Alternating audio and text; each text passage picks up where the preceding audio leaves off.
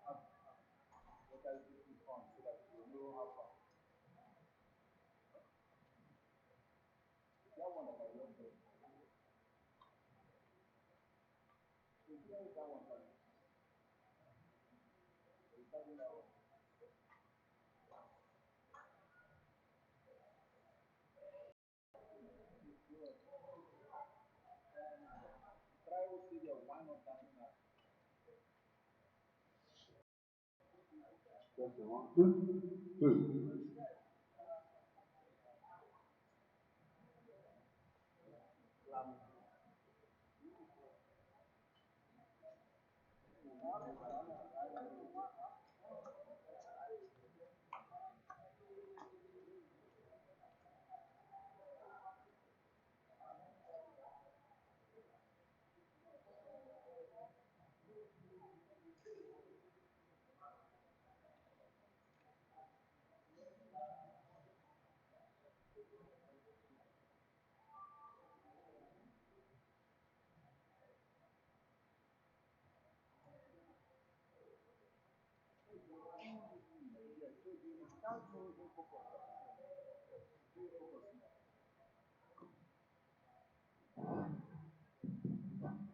Just one, two, two. One, two, two.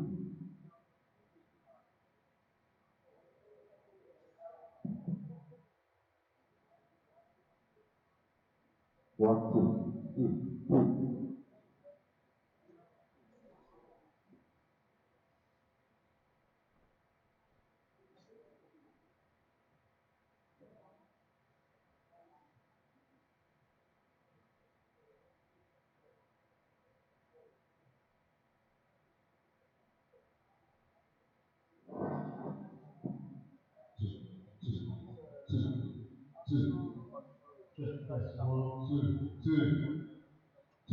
two, two.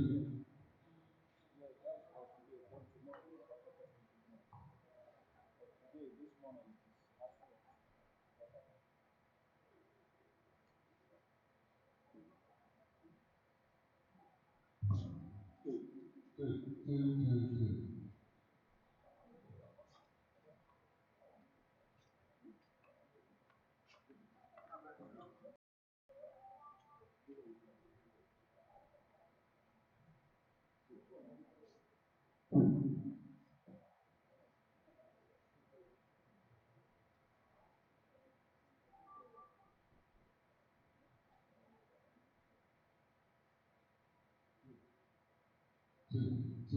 Two.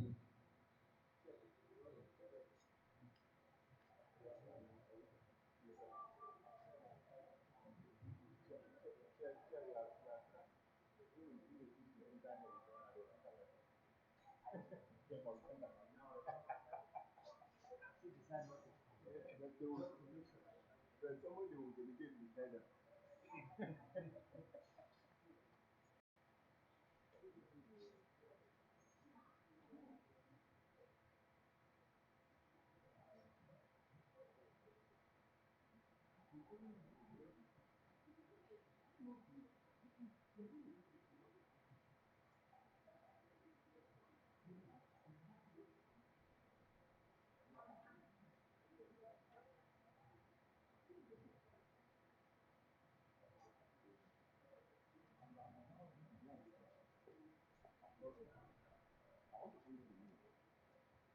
Yeah, what?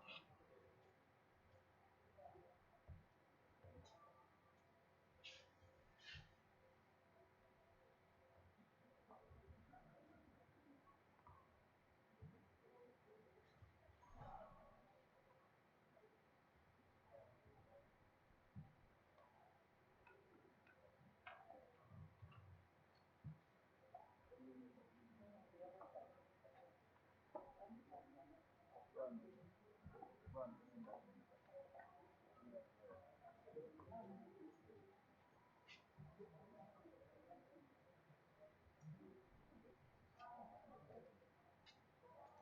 Chairman, listening. And the brand say, I was in the publication good and you should be the chairman of the team. I don't know if you're talking. Yeah, I'm inside the auditorium. I'm inside the auditorium. That's that part. Are we in the faculty? I think expecting to see you. I think that we'll be using eye to ensure that everything is there. We need the hand.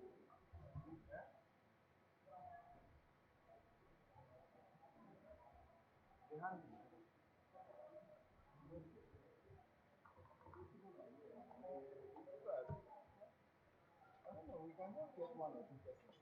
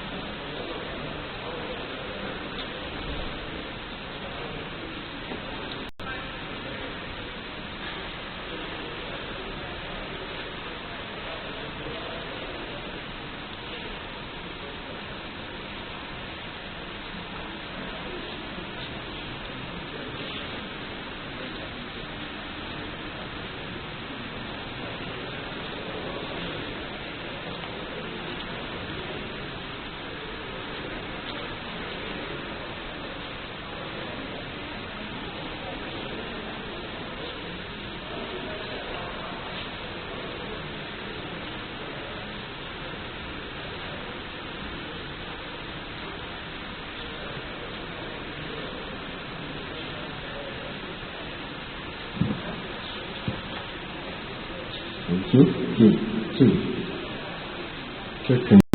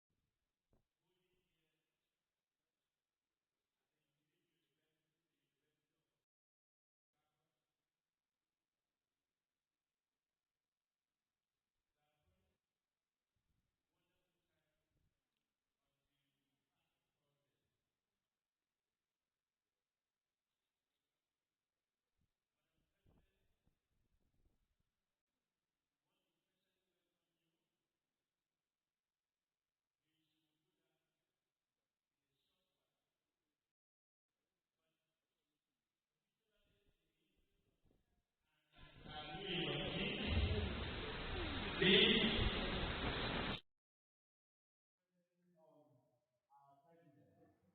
Professor Elizabeth Neke.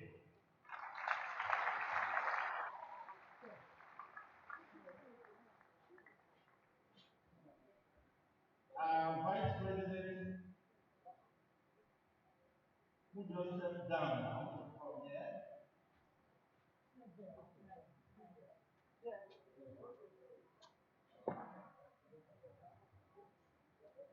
Please join me welcome Professor Kabir Chapu,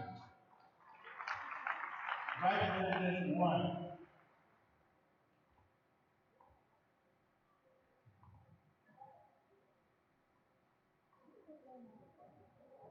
We have our committed and highly indefatigable trustee members who take care of the day and the calendar take care of the year. Our trustees, we want to welcome you as we ask God for more strength. Ladies and gentlemen, let us welcome Emeritus Professor O.C. Nwana, Mayor.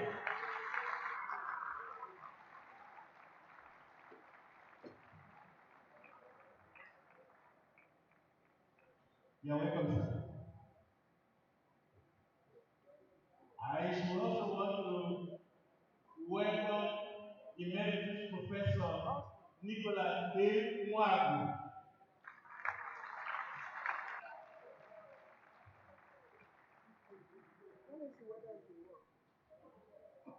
I should also want to welcome Professor UNO Igbowi.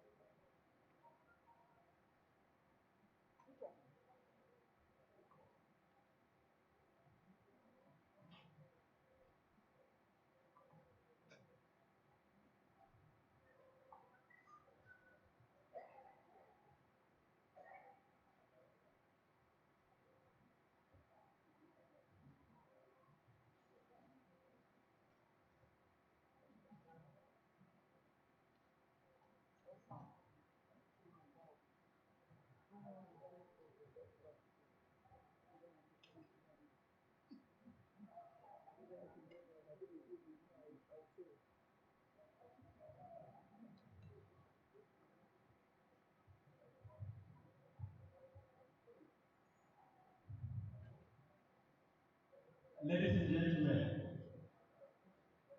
we have programmed to give us the keynote this year, a little of substance. Please, as we welcome, and I particularly welcome our chair on the table, Dr. Juliet Inemedio, our keynote speaker.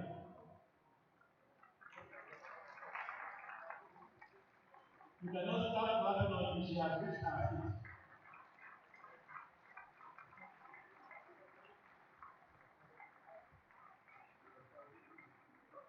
Keep laughing, keep laughing. I will fuel her to come up.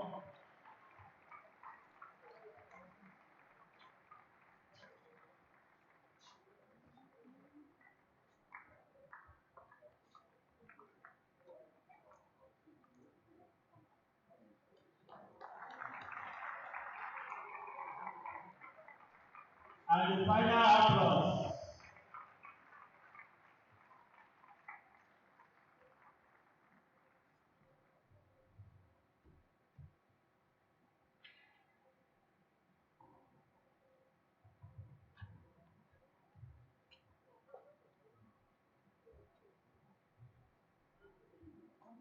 Ladies and gentlemen, I am holding the lady that has called all of us to Tobacco, the local organizing committee chair, Professor Elizabeth Neke.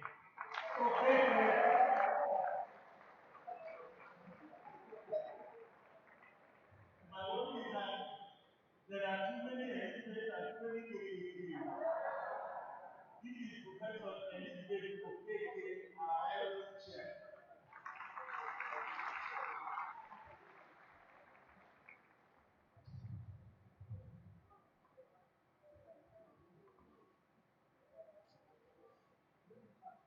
ladies and gentlemen, may we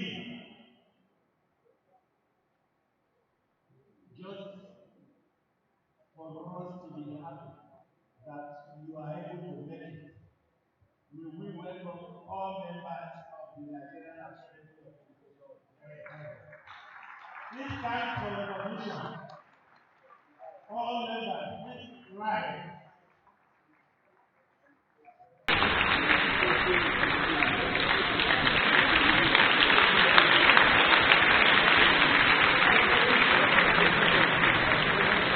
Thank you very much. I'm most welcome. I should also like to particularly welcome our fellows,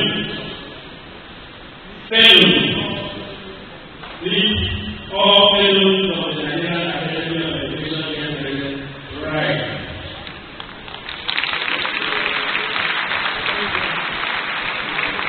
Thank you.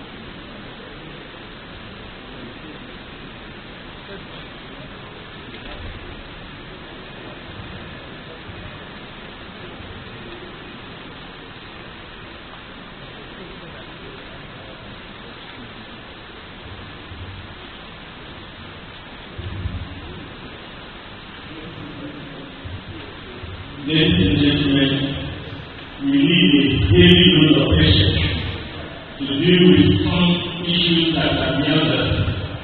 We're waiting for our special guest, and that will take, I can't predict it, but it will be long. His Excellency will soon be here. Please expect more patience.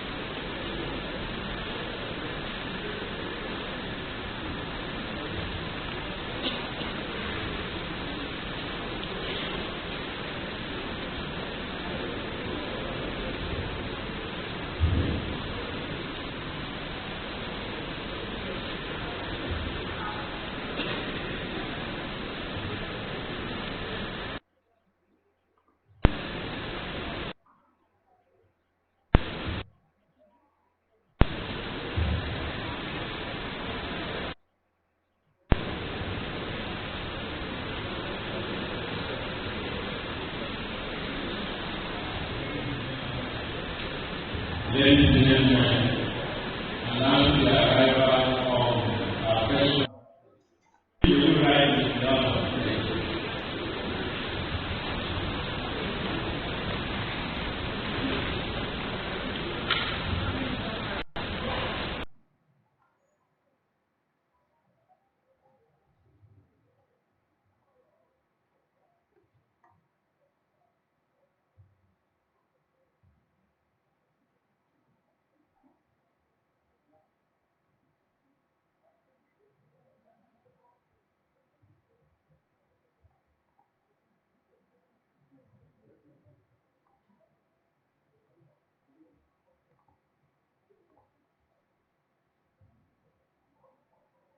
While we still remain standing, we'll take the national anthem, please.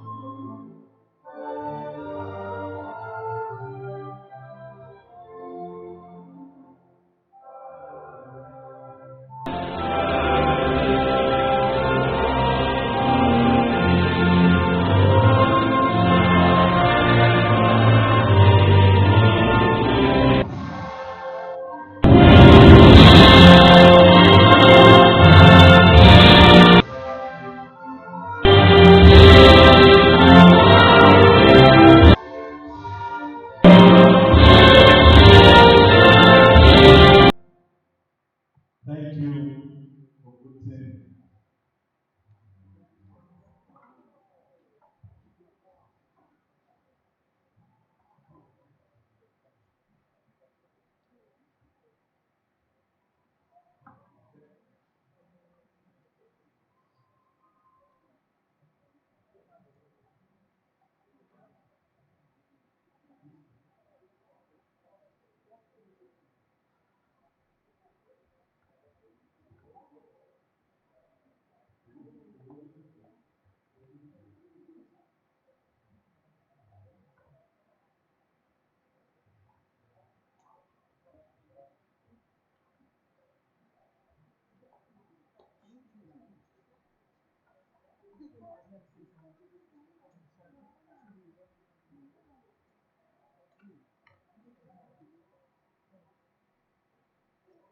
Ladies and gentlemen, please join me as I welcome our host,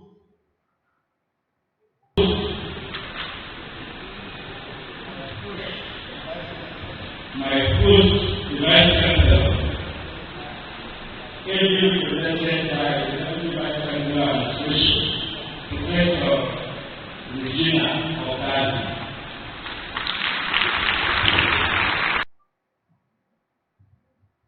I should also like to welcome the Deputy Vice Chancellor Academic in the person of Professor Hakim Fani. You are welcome.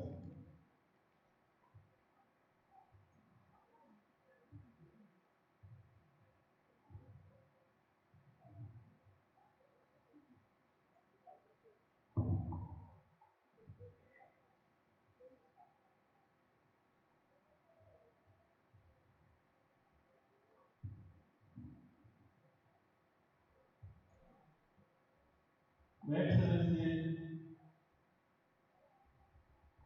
the Deputy Governor, our host Vice Chancellor, President of the Academy, our keynote speaker, distinguished ladies and gentlemen.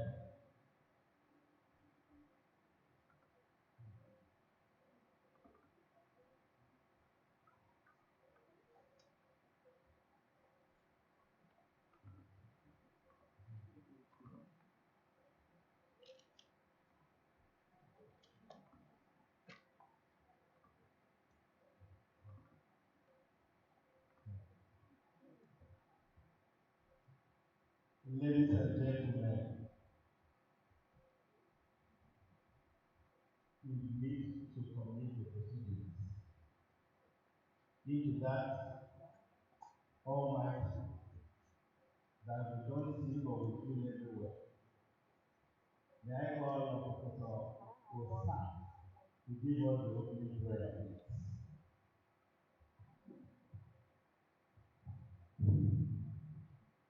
Shall eyes in the name of Jesus Christ.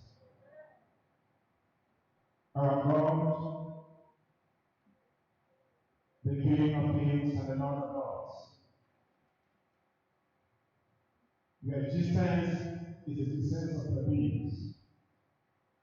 We exist because you are God. You package us, Father, in a special way. We thank you for that honor.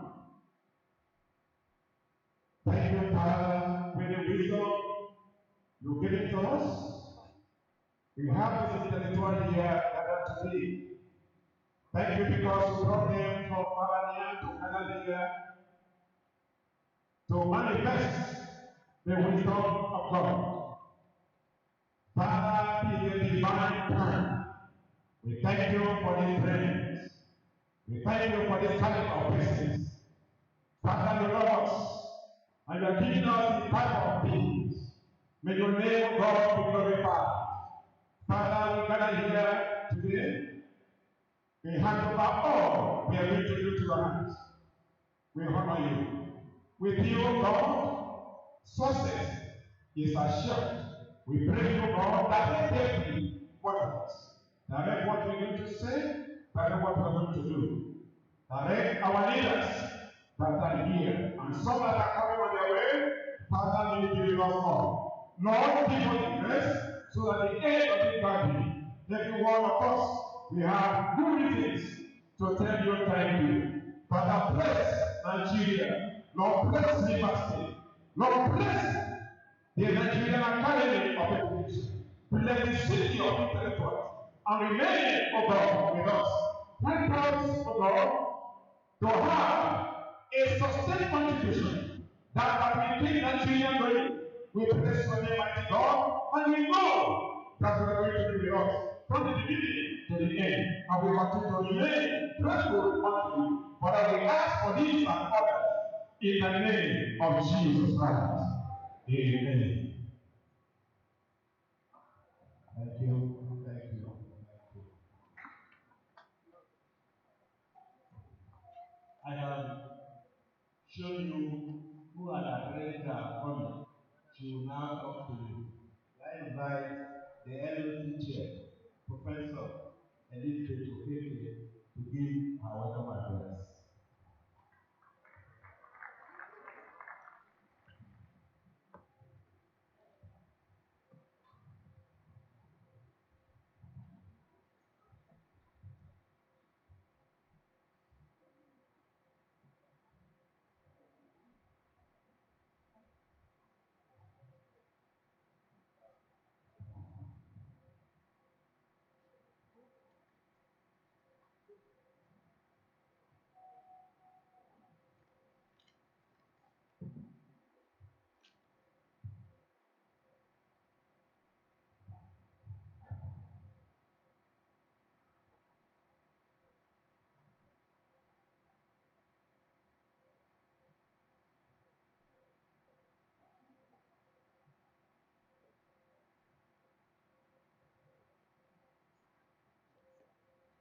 I welcome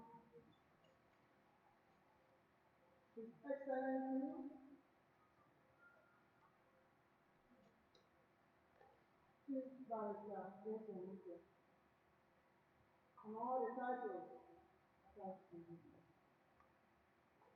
Duly respected. Who is ably represented by Her Excellency, UNIPORT. Thank you very much.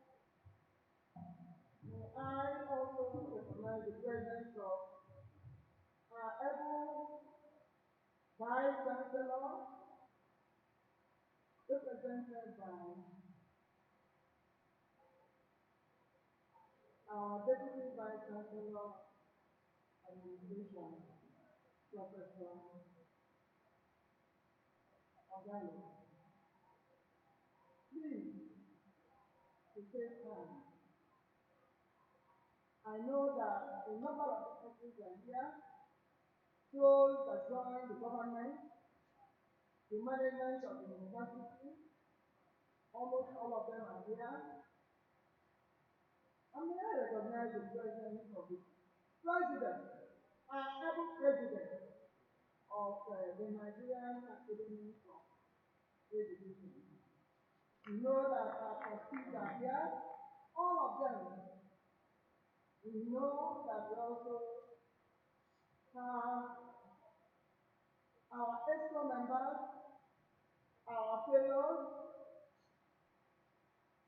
those that will be inducted today, starting from honorary fellowship to our members who are also to be inducted, and also recognize the presence of our elders, the sailors.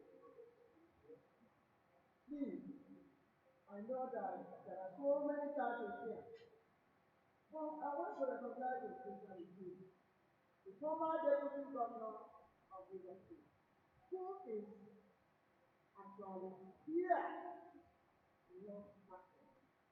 He's sitting right there. Those that will be inducted today, starting from honorary fellowship to our members who are also to be inducted, and the presence of our elders, the fellows of the association. Please, I know that there are so many titles here, but I want to recognize especially two. The former deputy governor of Rivers State, who is actually here and now absent. He's sitting right there in front of me. I request him, and please permit me to observe existing protocol. You know, we are teachers. Most of the time we fail in our protocol. I know that a DVC academic, able DVC academic is here. He's always there with us. He has always attended all our programs, so I recognize his presence. I'm just here to read my short address. I'm the local organizing committee chairman, Professor Elizabeth Okeke, of the 34th Nigerian Academy of Education, their annual national congress here in Anko Auditorium today. It is on a note of absolute delight that we appreciate and welcome in our midst the presence of our special guest of this August occasion, His Excellency NYESOM WIKE, CON, GSSRS, COS Africa, Governor of Rivers State. In spite of his busy schedule, he is physically present to witness this effort-making event. As far as the Deputy Governor is here, he is here. The theme of this particular Congress generates an exceptional wide national interest. Thanks for his presence and acceptance as the chief host of this great occasion. Without his full support, our dreams for the success of today's event may not be realized. Similarly, the unflinching support given to the LOC by the Vice Chancellor of the Niger Delta University appreciated. called for collaboration for his institution. This was the only institution that reached out to us. Despite the general critical cash squeeze in our university, he supported the LOC financially and morally. He kept in touch with all our activities by delegating one of his staff to represent his institution in all our meetings and directly reported our decisions back to him. We, the local organizing committee, therefore, request the academy to please formally list the Niger Delta University as an institutional affiliate of the academy. May I also welcome the cream of society gathered in this auditorium. In spite of all your busy schedules, you redirected your footsteps to the here. Without application from particularly, the local organizing committee members welcome all ranks to be inducted in this epic educational organization. Your dreams must surely come true as you take the NAE oath and participate accordingly. My welcome address will be incomplete without expressing our sincere gratitude to the host of this event, the Dean, Faculty of Education, Professor T.T. Orunaboka, for his relentless effort to showcase his love for the academic event, especially in this 34th Annual Congress. His support in all spheres cannot be quantified. We congratulate and wish him well as he vows to be inducted into the academy today to become a full member. Last but not the least, it is a great honor to serve the academy. I therefore welcome and thank the President, ESCO, and other members of this epic body for their belief and trust in the LOC to prepare a fertile ground for this event. We, the LOC members, wish you all unlimited successes in all your deliberations. Enjoy your stay, and thank you all.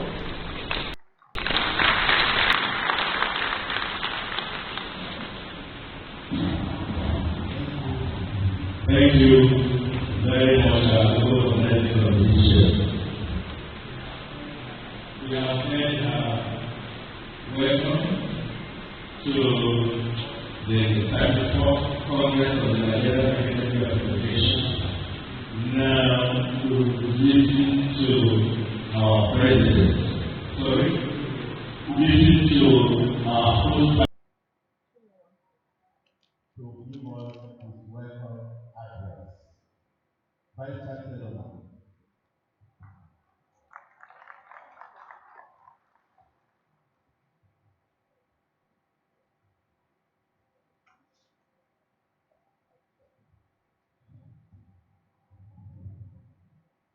His Excellency, Chief Barrister NYESOM, WIKE, Executive Governor of Rivers State, every represented by the Deputy Governor, Her Excellency Dr. Baliwo Panigo, Deputy Vice Chancellor Academic, Professor H.B. Fawemi, the President of the Nigerian Academy of Education, Professor Elizabeth Eke, and her entire executive, all the distinguished guests, fellows and members of the Nigerian Academy of Education, students, ladies and gentlemen, I I bring you greetings from the Vice Chancellor of the University of Port Harcourt, Professor Ndawa E.S. Lale, who would have loved to be here today, but the exigencies of office has taken him away, and he has directed that I come here and bring you his meditation. Let me commence this address. Acquire full knowledge as opposed to the superficial conduct of scholarship in today's present age of mundane pursuits. Let me partly reproduce what was told a different audience. Teachers are unique in their unlimited ability to forage for knowledge far beyond the utmost bounds of human thought. How often have people wondered if one small head could house all that the teacher needs and imparts to his or her students? The knowledge possessed by the teacher is the greatest gift to all humankind. It enriches life, enlarges the entire atmosphere of human existence, and gives meaning to our civilization. Despite the regrettable inversion of the noble teaching profession by quacks and charlatans, the genuine teacher regards the serious business of incubating and spreading knowledge as his or her legitimate province. The teacher is a personification of excellent spirit who understands that his or her craft lifts society out of crass ignorance into full enlightenment. It is the role of the teacher to recondition the human mind and imagination of learners to prefer rational arguments over brute force and posturing in the classroom like a proud and pretentious peacock. The teachers genuine in our field students to improve on their language skills. The teacher is a passionate, curious, careful observer of human needs in a personable style that endears him or her to the society. The teacher stands at that critical intersection of knowledge, wisdom, creativity, and innovation. The real teacher encourages them to question it, including his or her basic assumptions, with a view to testing their validity. Nothing may be new under the sun, but the defending teacher has the mastery of interpreting phenomena in his or her own style to reach original conclusions in the Socratic tradition, as Professor Otunsi Ibuka entitled his inaugural lecture. No wonder that as pupils and students, we still remember our dedicated teachers who left lasting impressions on us long after we stand at their feet. God gives grace, but the teacher gives us specialized knowledge, self-identity, and driving confidence that enables us to explore our environment. There is this instructive joke of a father who once asked his teacher's son when he would finally secure a job. That father was simply telling his son, and by extension, the rest of us, that teaching is not a respectable profession. Too many young teachers today simply strayed into the profession to wait for an opportunity for better employment.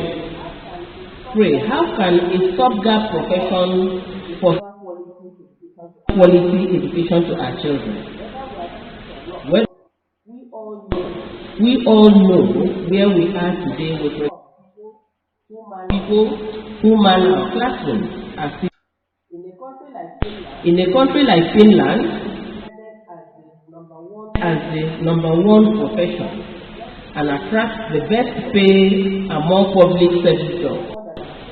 No wonder that Finland has the best educational system in the whole world today. It is rather disheartening to note that many of those in our educational system today are to fit into the contemporary methods of knowledge delivery. With so many roles to juggle, there is unarguably little time for the teacher to adapt to new and ever-changing instructional technology that animates the classroom in this digital age. Existing teaching models have become too rigid to be transformed, and this affects the learning process. To acquire and utilize the right technologies in teaching and learning, it is important that in-depth knowledge of cutting-edge technological facilities should be employed to enhance the performance of our teachers. To attain such lofty goals, students also need early exposure to digital literacy as the use of social media platforms that consume their time. Where this is not the case, teaching and learning become manual and cumbersome endeavors, as is currently the case with most Nigerian classrooms, especially the public schools. To change the narrative, teachers and people should appreciate the benefits of instructional resources that are now taken for granted in other parts of the world. Teachers should readily accept the new tools of transferring knowledge as beneficial instruments that would enhance their job performance. It is regrettable that many of our teachers still resist the application of technology in imparting knowledge to students. Those who refuse to adapt to the new digital age will inevitably die away from the profession. The question is, do our teachers really understand the magnitude of the challenge they face in this dot-com age of knowledge transfer? It is no longer enough to stand in front of students with a marker pen and lesson notes in the name of teaching. Every teacher who wants to remain relevant in the new knowledge-driven economy must refrain to fit into the modern classroom. I am therefore pleased to observe that the theme of this conference, Teaching with Technology, Challenges, Opportunities and Prospects in Nigeria, is very critical at this point in time, when many educators are struggling to adapt to the new information technology. The challenges associated with making the right choice of technological tools for teaching and learning are compounded by paucity of requisite knowledge by teachers in the use of the modern instructional resources. Let me quickly add that our teachers do not have to bear all the blame for poor application of digital technology in the learning environment. Sadly, there are instances in which teachers have acquired these critical skills only to be constrained by lack of equipment, poor electricity supply, and policy inconsistency by educational planners. It is my hope that this important conference will proffer solutions that will reduce, if not the challenges associated with technological applications at all levels of our educational system, to ensure that Nigerian teachers and their students are not left far behind in this digital divide. With the array of scholars gathered here today, I have no doubt that this conference would initiate appropriate policies that are aimed at improving the quality of teaching and learning in our classrooms in line with your theme. Let me end this address by thanking the National Executive Committee of the National Academy of Education for considering the hosting right of this year's conference to the University of Port Harcourt. I also congratulate members of the local organizing committee in the Faculty of Education for their relentless efforts in ensuring the successful hosting of this conference here.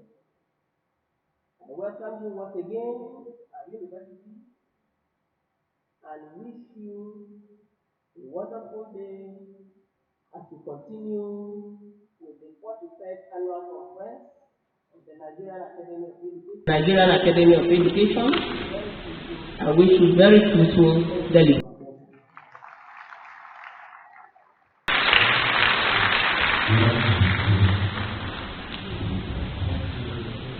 Thank you, the able representative of Vice Chancellor. Listening to our president, the president of the Nigerian Academy of Education, and chairman of this occasion, the opening ceremony of the 34th annual congress of the Academy. Ladies and gentlemen, please join me as I welcome Professor DEDE, Fellow, Nigerian Academy of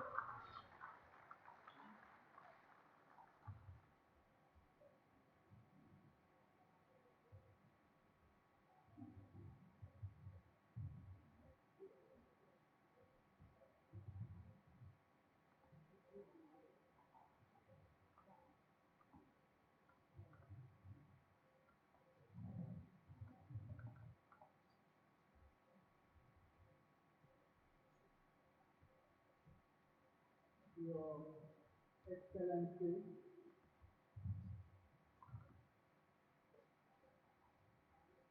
the Governor of Rivers State, ably represented, very ably represented, very ably represented by the Deputy Governor, Dr. Banjo.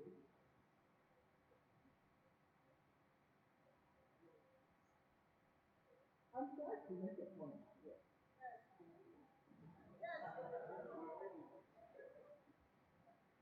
The Vice Chancellor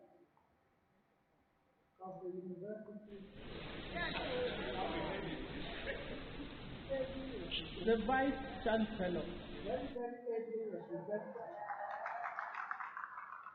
by the Deputy Vice Chancellor, and the name is Regina, not Rex, or Valley.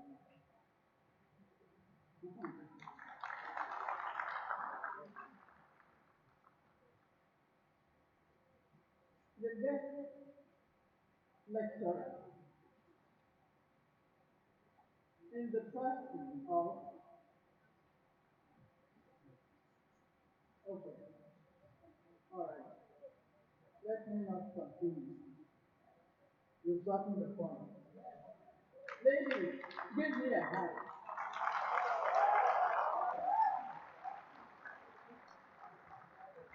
I stand on existing protocol, please. I would like, no, you've gotten the point. I would like to use my position to invite to the high table some people who are seated there, but to be seated here. But because of what is happening today, they are seated there. And I want to say they can come here when it is time they will go there. I'd like to invite Dr. Gabriel Toby and then Dr. Casey Toby.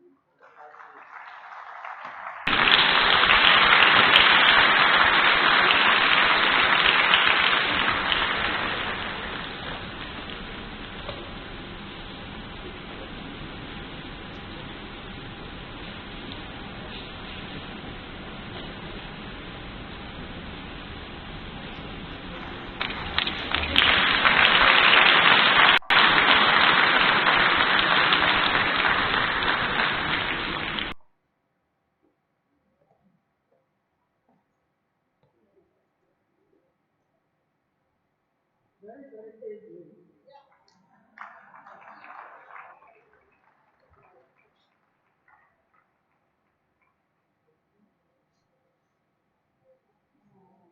I'd like to invite Professor Adibori, the Registrar of Teachers Registration Council of Nigeria. So he is the regulator of all teachers, including me and you in Nigeria, in the high school.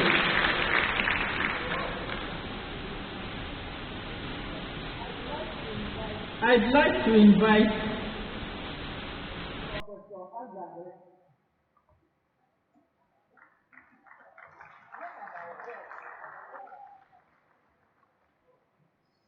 If you have dealt with teachers, he has NCI in his hand, National Teachers.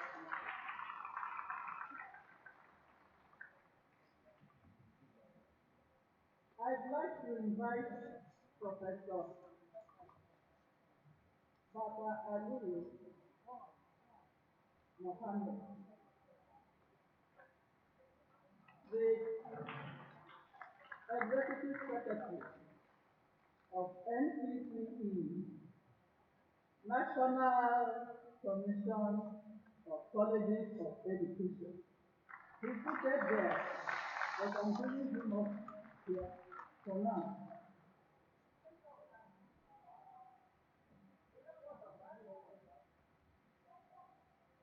Now, I will tell you why I'm very softly in this work.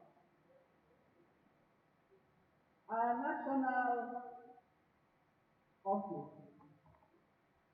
is domiciled in NCCE, so if I don't treat him well, he can kick us out.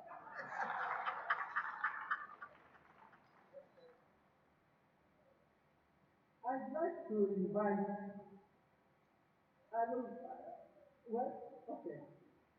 like to invite Professor Ismail Dinadu. Is he here?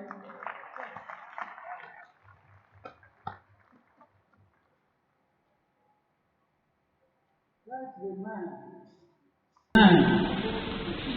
who holds the key in NERDC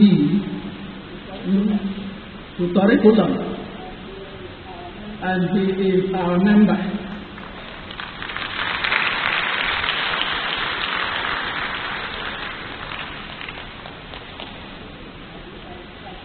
I think I stand on firmer ground now. Do we still have space? We still have space up there? Okay. I'd like to pull up two of those that we are honoring today. Professor Eunice Okeke,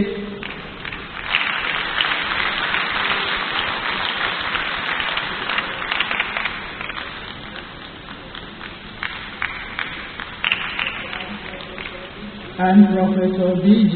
Wong.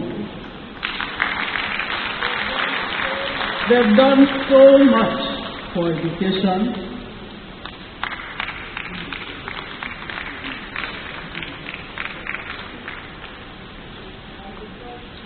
And because they are sitting there.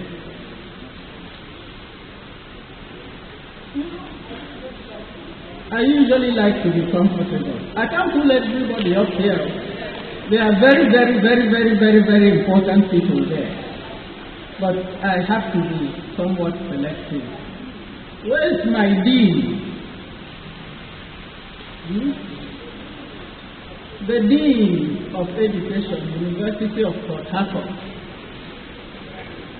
Is he here?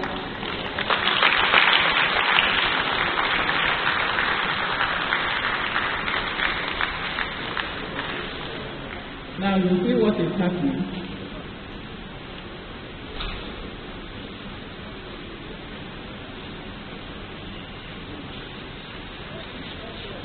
Let me stop there before I bring everybody here, so I can proceed with my own speech. Did I say I stand on existing protocol? Because I cannot do protocol 1, 2, 3, 4, 5, 6, 7. Huh? Okay.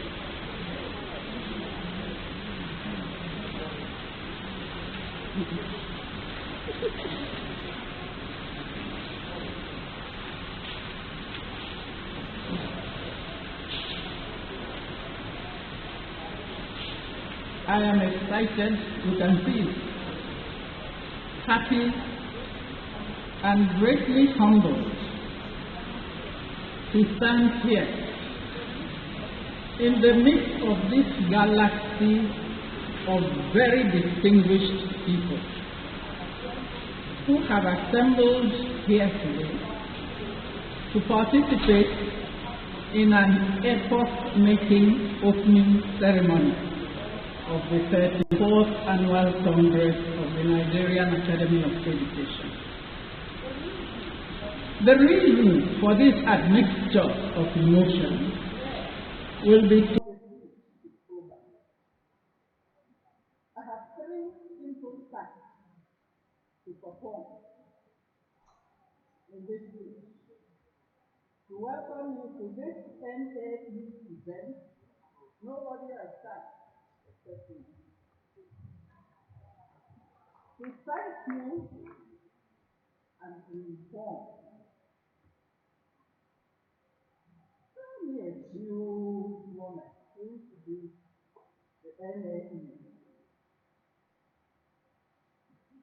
whose invitation has occasioned your presence here. The Nigerian Academy of Education was inaugurated in 1985, the second of the 5 Nigerian academies, only younger than the Academy of Science.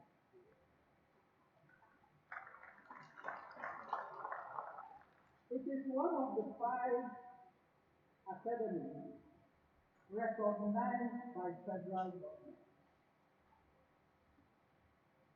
Some of the names you have heard about: Professor Babakindapa, Fatima, Adamu Deji, Theo Taiwo, Osi Nwana, Grace Alele Williams, Ben Okeje, Otomsin Luka, Peter Lasta, Pai Obanya. I'm sure you've heard of some of those names.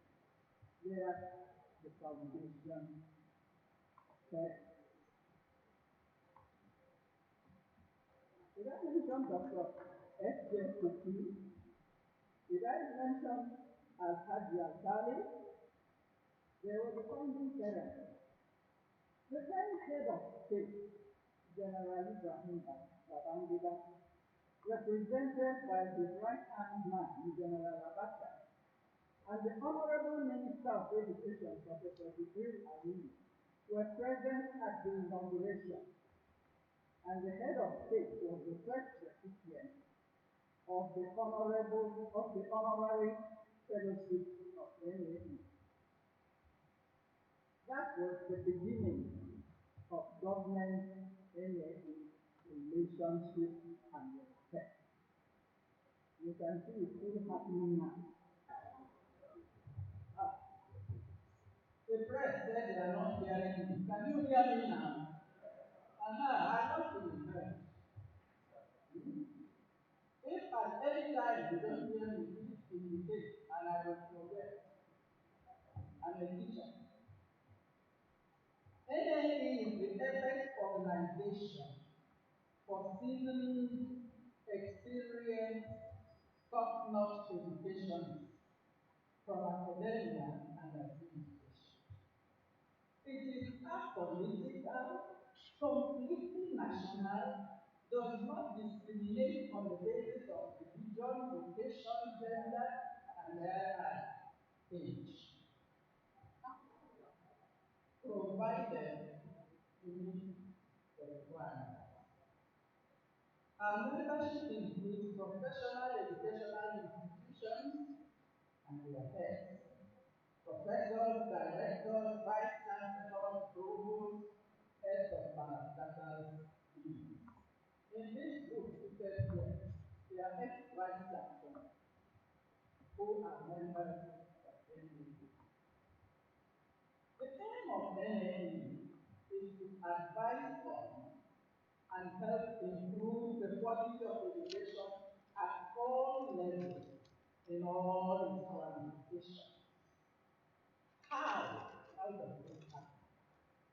In a variety of ways.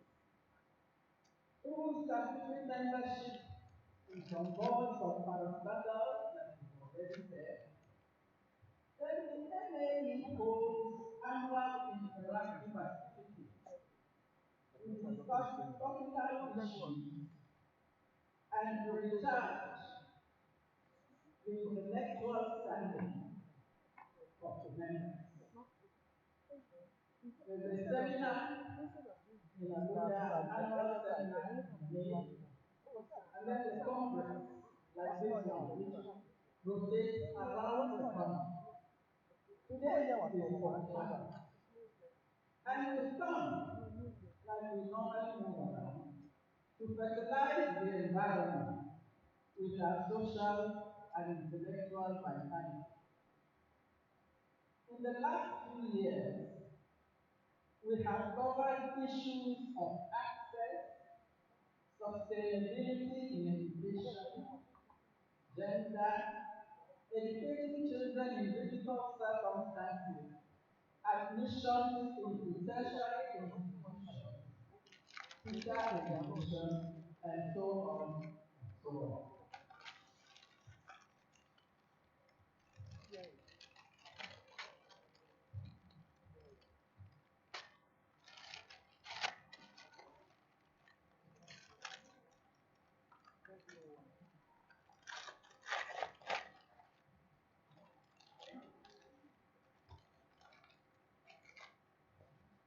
Thank you.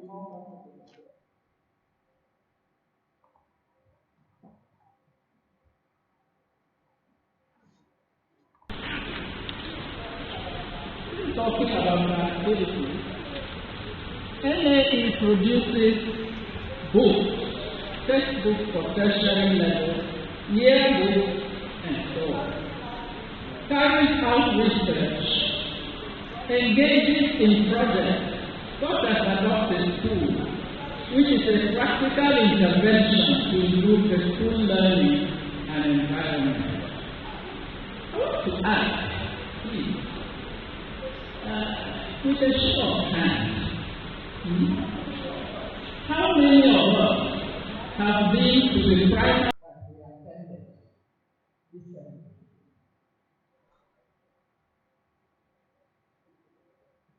I need to get answers. How many of us have been to the primary school that we attended, in the recent past? How many of us have donated anything or spoken to the students or encouraged the teachers in those primary schools recently?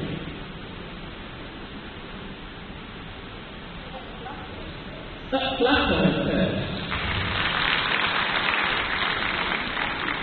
If you haven't been, adopt a school that encourages you to go back. If you want to improve education and to encourage those ones, you want them to be like you. Just visiting the school and talking to the children and donating exercise books, donating chairs, tables, encourages them. It's not government all the time. No. If you do that, you will help to improve education. You need to know that.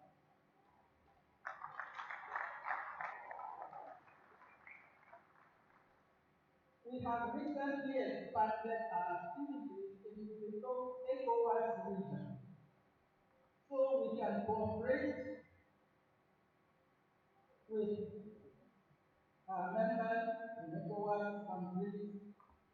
learn and apply the appropriate organization to help ourselves in the region. NYESOM believes that this country, Nigeria, can achieve fast development through right attention given to education. Our beliefs and positions have been expressed in our periodic communiques and position papers, the most recent one being on professionalization of education and the implementation of the teacher education policy already accepted by law. NYESOM is prepared to partner with public and private bodies, including state governments, to work relentlessly for the improvement of education, especially in providing tailor-made teacher capacity building. The state governments, did you hear? NYESOM is a family of like-minded proud teachers.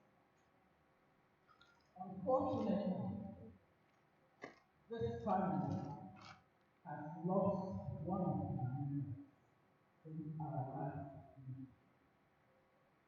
Professor Al-Hassan Makok Mani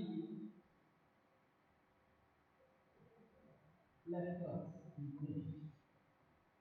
Kindly rise for a minute silence to respect the God.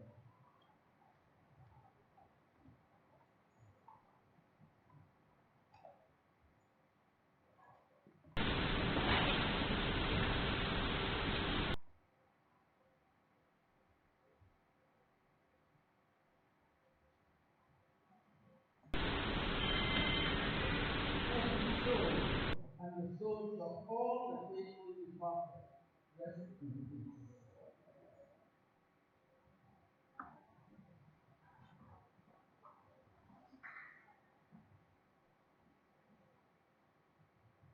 Let's turn our attention to the Congress.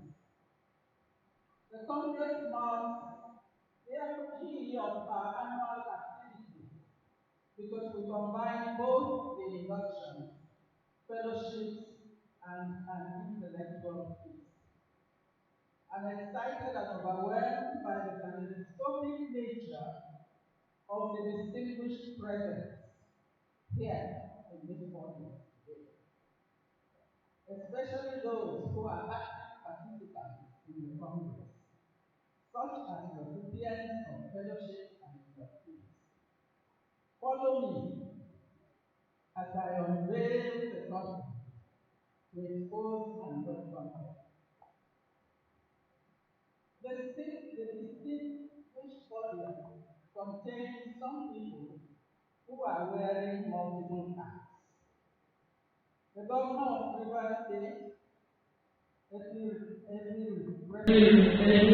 represented here, is not only the grand host. He is on this occasion the special guest of honor and is soon to be decorated with an honorary fellowship.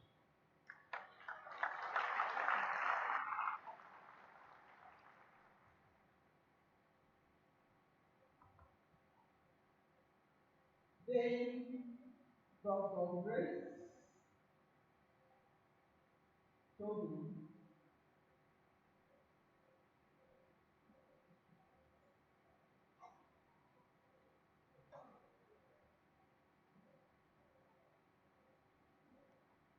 Dr. Christie.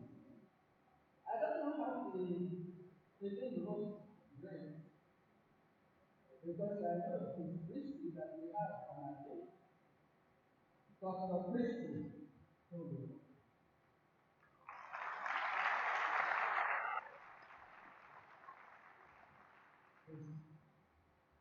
Also a recipient of NYESOM honorary fellowship.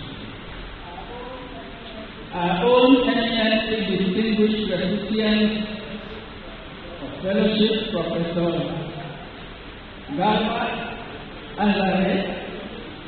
We've already brought him on. NCIIT, Professor Yunus and Professor D.G. Moore, whose brain never sleeps.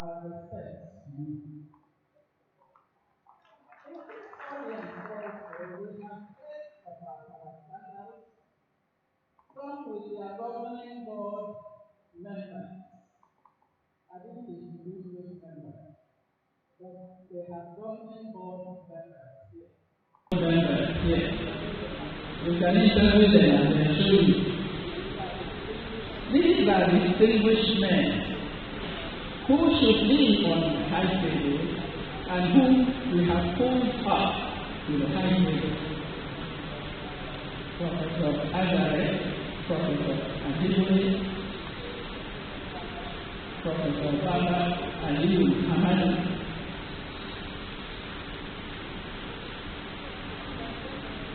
And there's somebody else who is there that I should talk about.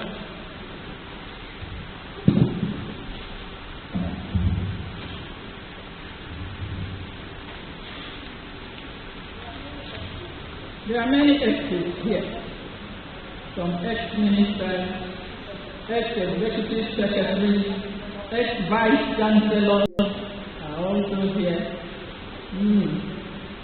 Professors UNYESOM, Shabibu, Comfortable, Monte Joshua, they are experts who are good and faithful.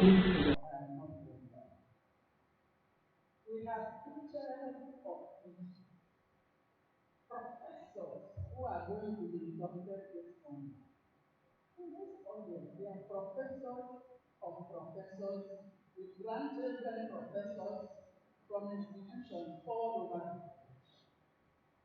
Emeritus professors, OC1, Nicholas One, trustee of the academy. They are here. The common direction. Recognize and welcome Executive Director of the African Teachers Regulatory Agency Association, Professor Steve Mokocha, is also in the audience.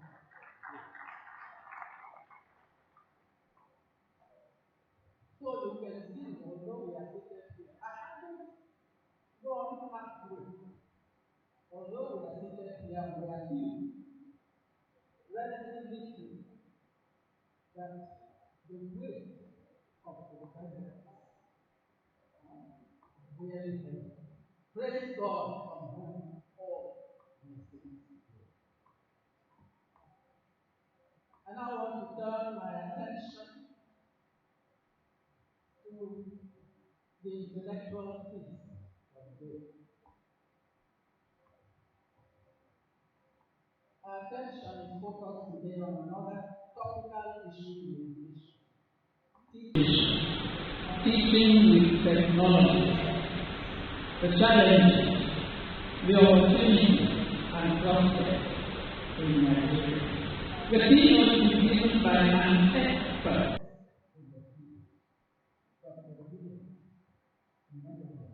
From National Open University of Nigeria. The subthemes are curriculum content delivery with technologies, modern technologies and professional development of teachers, technology for educational management, assessment and quality assurance, educational delivery with technology for special needs. We serve you an intellectual peace. To the goals and the results. To our benefactors, we never organize an event of this nature without systems. Let me take a deep breath.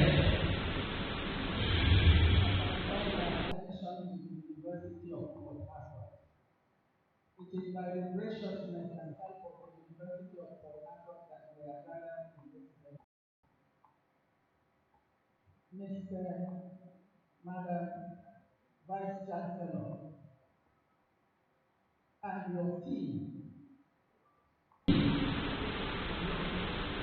in UNIPORT, I love my heart.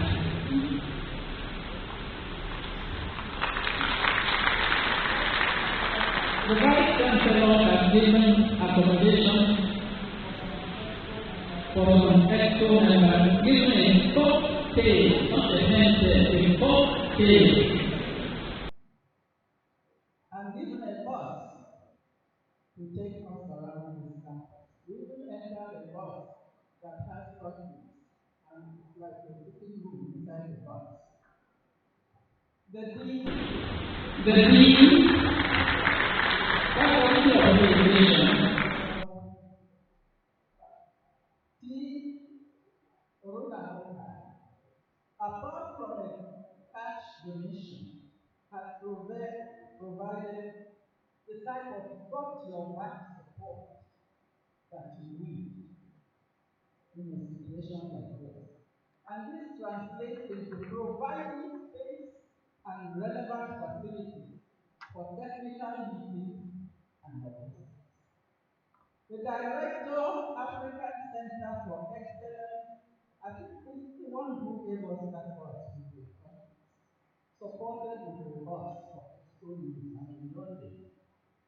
NNE members in UNIPORT taxed themselves, not with my permission, and they contributed and donated money to support this conference.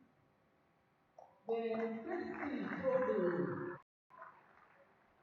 who was just walking up there so gracefully, specifically gave money for the production of Congress records.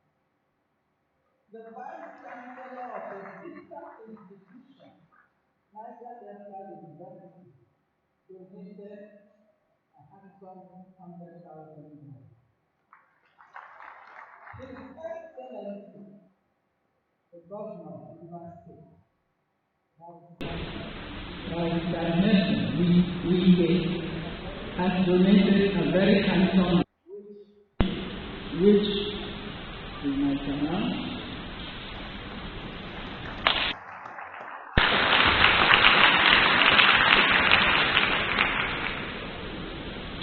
Thank you all that have assisted. To the paper presented. to those who will participate in the paper presentation later at this conference, my advice is that we share and learn, not only about the content, but how to write. In our profession, we need to know both. Raise questions. We are all learners. Project into the future. No one knows the future. This topic is very, very relevant for us at this time. To promptly and catch up with the countries of the world, we have to buckle down, improvise, utilize, and innovate with the technologies. The state of education is a challenge to all of us. Let your voice. If they don't stand, it's not that they are today. It's not that many of them are busy. But take this message. You are wonderful. Thank you for all the hard work that has been put in. Even before we arrived, your work was ended. From the time we came in, we've been looked after. I told someone yesterday that if we carry on at this rate, we will be putting on weight, and the place will reduce carriers. Madam Chair, technical advisors, foot soldiers, thank you. Your Excellency, most important, my job is done. Welcome to this 34th Congress in UNIPORT. I hope I have giving information, especially about NYESOM. Thank you for coming and for listening. Thank you.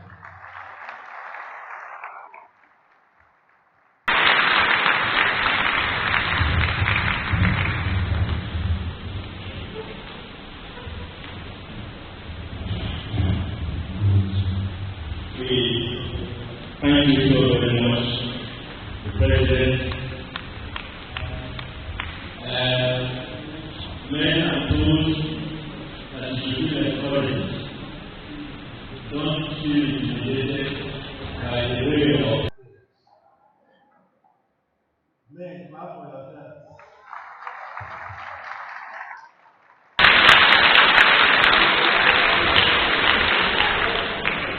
While the President was the two people that we needed to recognize, please pardon me one of those things. I realize the need of good time came and watched earlier. The first of these things belongs to our welcome. We also have on the governance branch. I'm told that presently River State does not have commissioners. And so they have permanent secretaries overseeing the ministry. I'm pleased to let us all know. Quite a number of them are not here. And I'd like to recognize, in no particular order, but recognize the presence of Lady Aliye Lienu Iwo, Permanent Secretary, Civil Service Commission.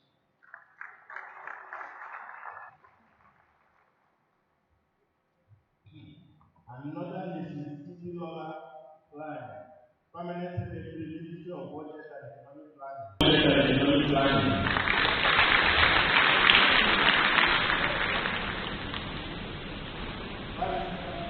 Barrister Mrs. Iledogo Fubura is Senior Special Assistant to the Deputy Governor, River State.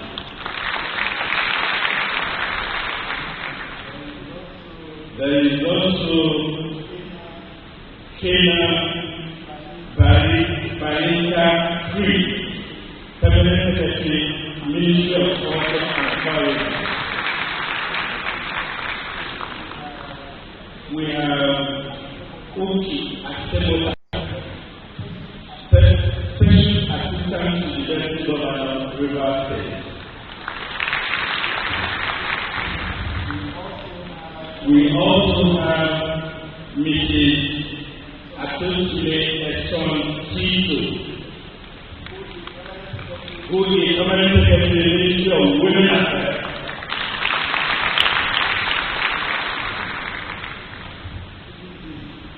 Even this makes my president happier.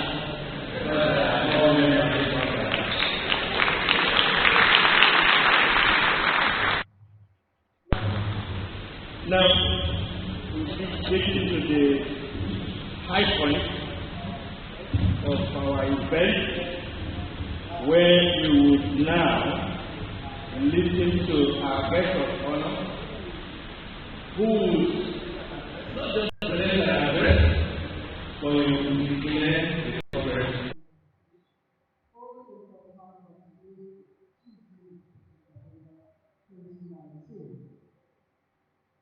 I wish to give the Excellency of Excellency and grace to proceed.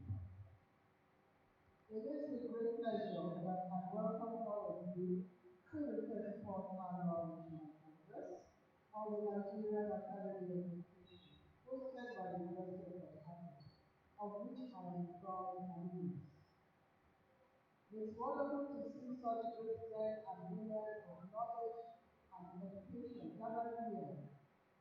And I thank the President of the Academy and the Council of University for bringing this meeting to Port Harcourt and for the opportunity to interact with those whose vocation and passion has been a life of service to the progress of our nation, to education.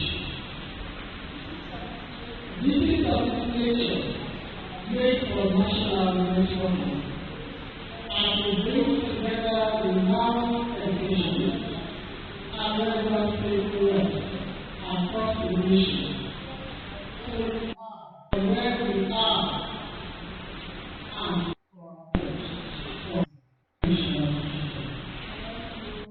thank you for having exciting and memorable events filled with enlightening interactive sessions throughout the country.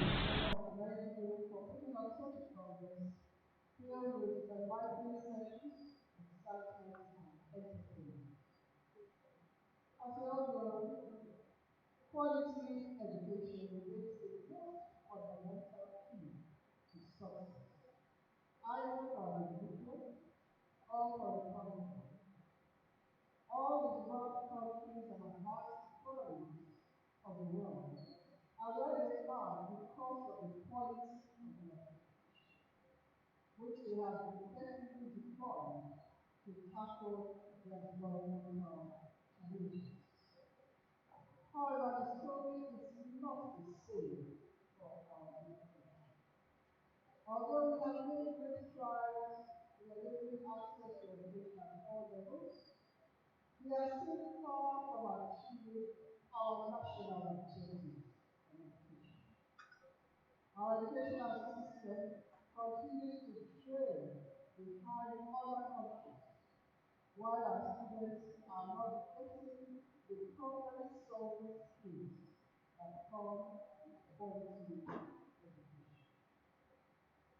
Believe it or not, you cannot have a productive nation with a successful economy without strong and successful schools, nurtured and driven by a strong educational system with a vision for excellency, hard work, and productivity. The disconnect between the poor quality of the students being produced by our schools and the 21st century skillful workforce that businesses need is one of the major challenges of our educational system. I wish to reiterate this point. That the answers to our environmental challenges lie first in our educational system. It is not only quality education that can guarantee our individual and collective prosperity, our security, our health, and our environment, but it on quality education. Arguably, our country would have been better than what it is if we had played less politics and given education a more focused and result-oriented attention.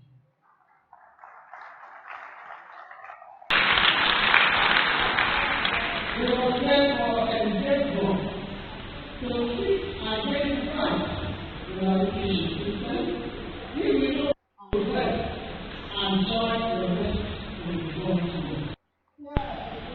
Here is our to ensure that every child to the best possible education. Currently, we have spent the last 4.5 years of our administration to focus on the gradual transformation of the state education system to world-class status. I thought you would give us a clap.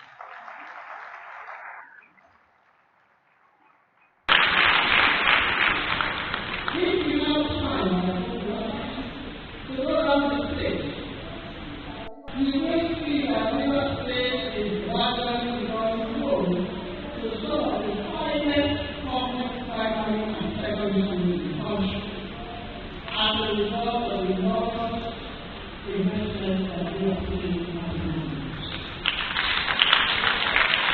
In the best education infrastructure, community learning, environment, and training and retraining and reorganization of our teachers. The outlook is getting brighter. While we are proud of what we have done to advance the education sector We are also conscious that there is a lot more to be done to ensure that all our children, wherever they live, have the incredible opportunity to attend good schools, to be taught, to be well trained by motivated teachers, and therefore be empowered to be great and good success in life. However, we must not forget that government alone cannot successfully address all the problems determining our education system. It is a matter for all of us, government, parents, educators, administrators, non-governmental organizations, individuals, and corporate bodies. All of us is an abiding stake in ensuring that our children have access to a value-based, inclusive, and innovative education. Together, we can do much more to develop and tap the great talents of our young people with education. And any one of us can do it. And therefore, assure that we share the commitment of education for a new education and outcome for our children. We therefore welcome this meeting and hope that the extra discussions and will definitely bring fresh perspectives and ideas to the debates on the imperatives of building a world-class education system for our country. Observe that the theme of the conference, teaching with technologies, challenges, opportunities, and prospects in Nigeria. I would think that there is no better time than now to be able to address this very pertinent issue.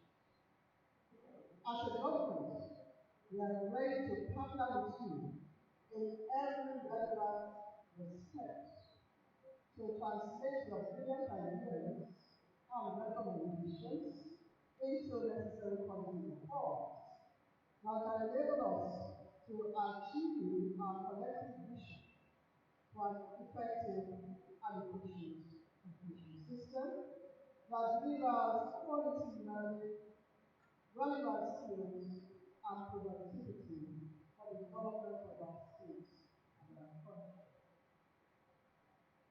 Finally, I thank you so very much for the honor you have bestowed on me as a fellow of the Nigerian Academy of Education.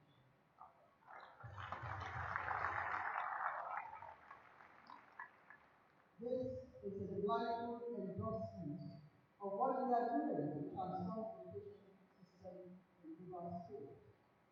I am greatly humbled by this recognition, and I accept it on behalf of the government and the peoples of Rivers State, as it serves to spur us to continue to ensure our children have access to quality learning, and to make Rivers State the best place for anyone to obtain an education. Once again, thank you for coming to Port Harcourt, the treasure days of Nigeria. I thank you for choosing Port Harcourt for your conference 2019. I am truly excited by the enthusiasm in this place, and I am confident that we will have a productive conference. on this news.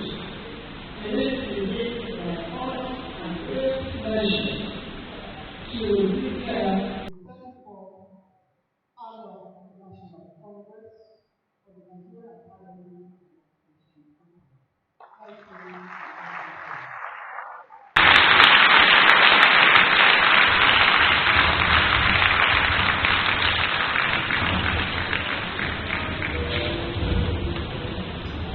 I think Her Excellency should be appreciated for your work.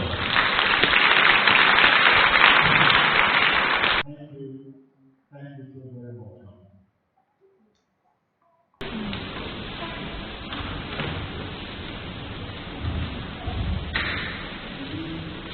Indeed, that was the speech by His Excellency Barrister Newton State Norwegian COS DSSR and COS Africa, Governor of River State.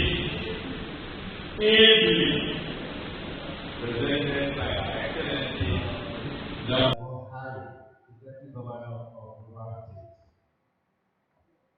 Thank you, ma'am. While she was delivering the governor's address, my president is a lot happy idea.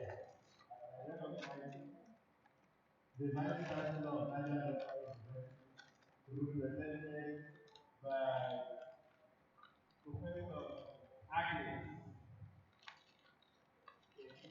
Maliki, the Dean of Education.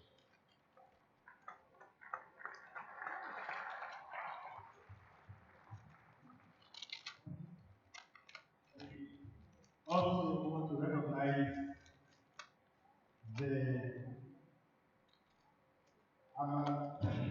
Alabo Edwin Kuki Brown, the chief of Kuki Brown working cohort of Kalamuso Polo, Opobo Kingdom. You are welcome, sir.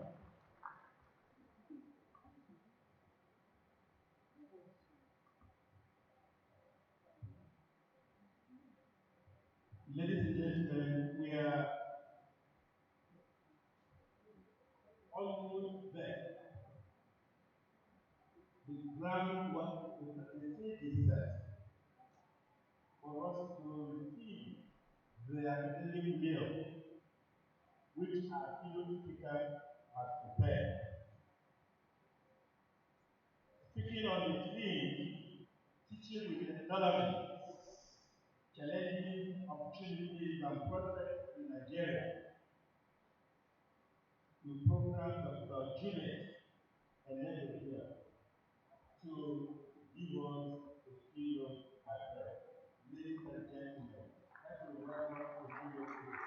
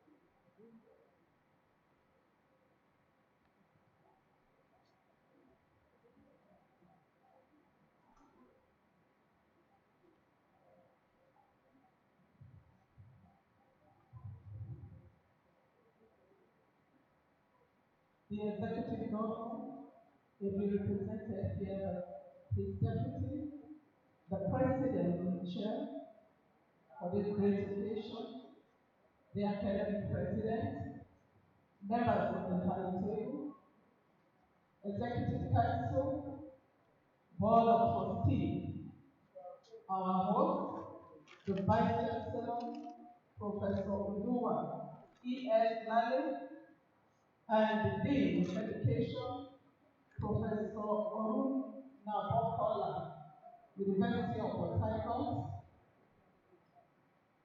College Fellows, Standing Committee, the Local Organizing Committee,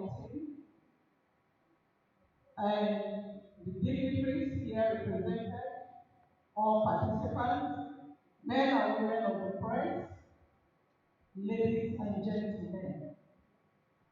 I am delighted to stand before you to give this keynote address at the 2019 conference of this great academy. I am standing before my teachers. Most of my teachers are here today, and I feel delighted standing before you to see that progress that you have achieved. First, I salute God Almighty, who created and inspired the initiative of the Nigerian Academy of Education and the driver of the process. Secondly, I want to appreciate the academic past, present, and future officers and committees for sustaining the vision.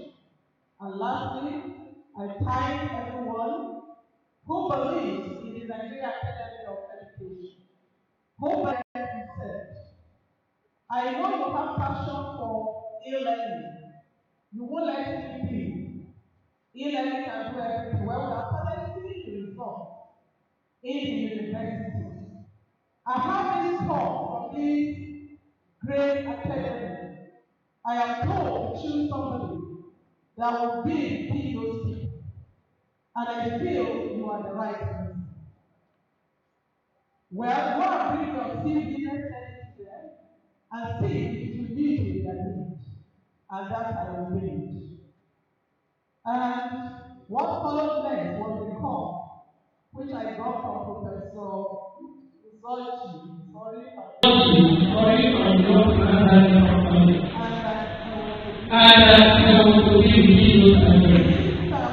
it is that I want to appreciate my Vice Chancellor, Professor Adamu, because if this is what I was doing to do, you will have called on me to come for him.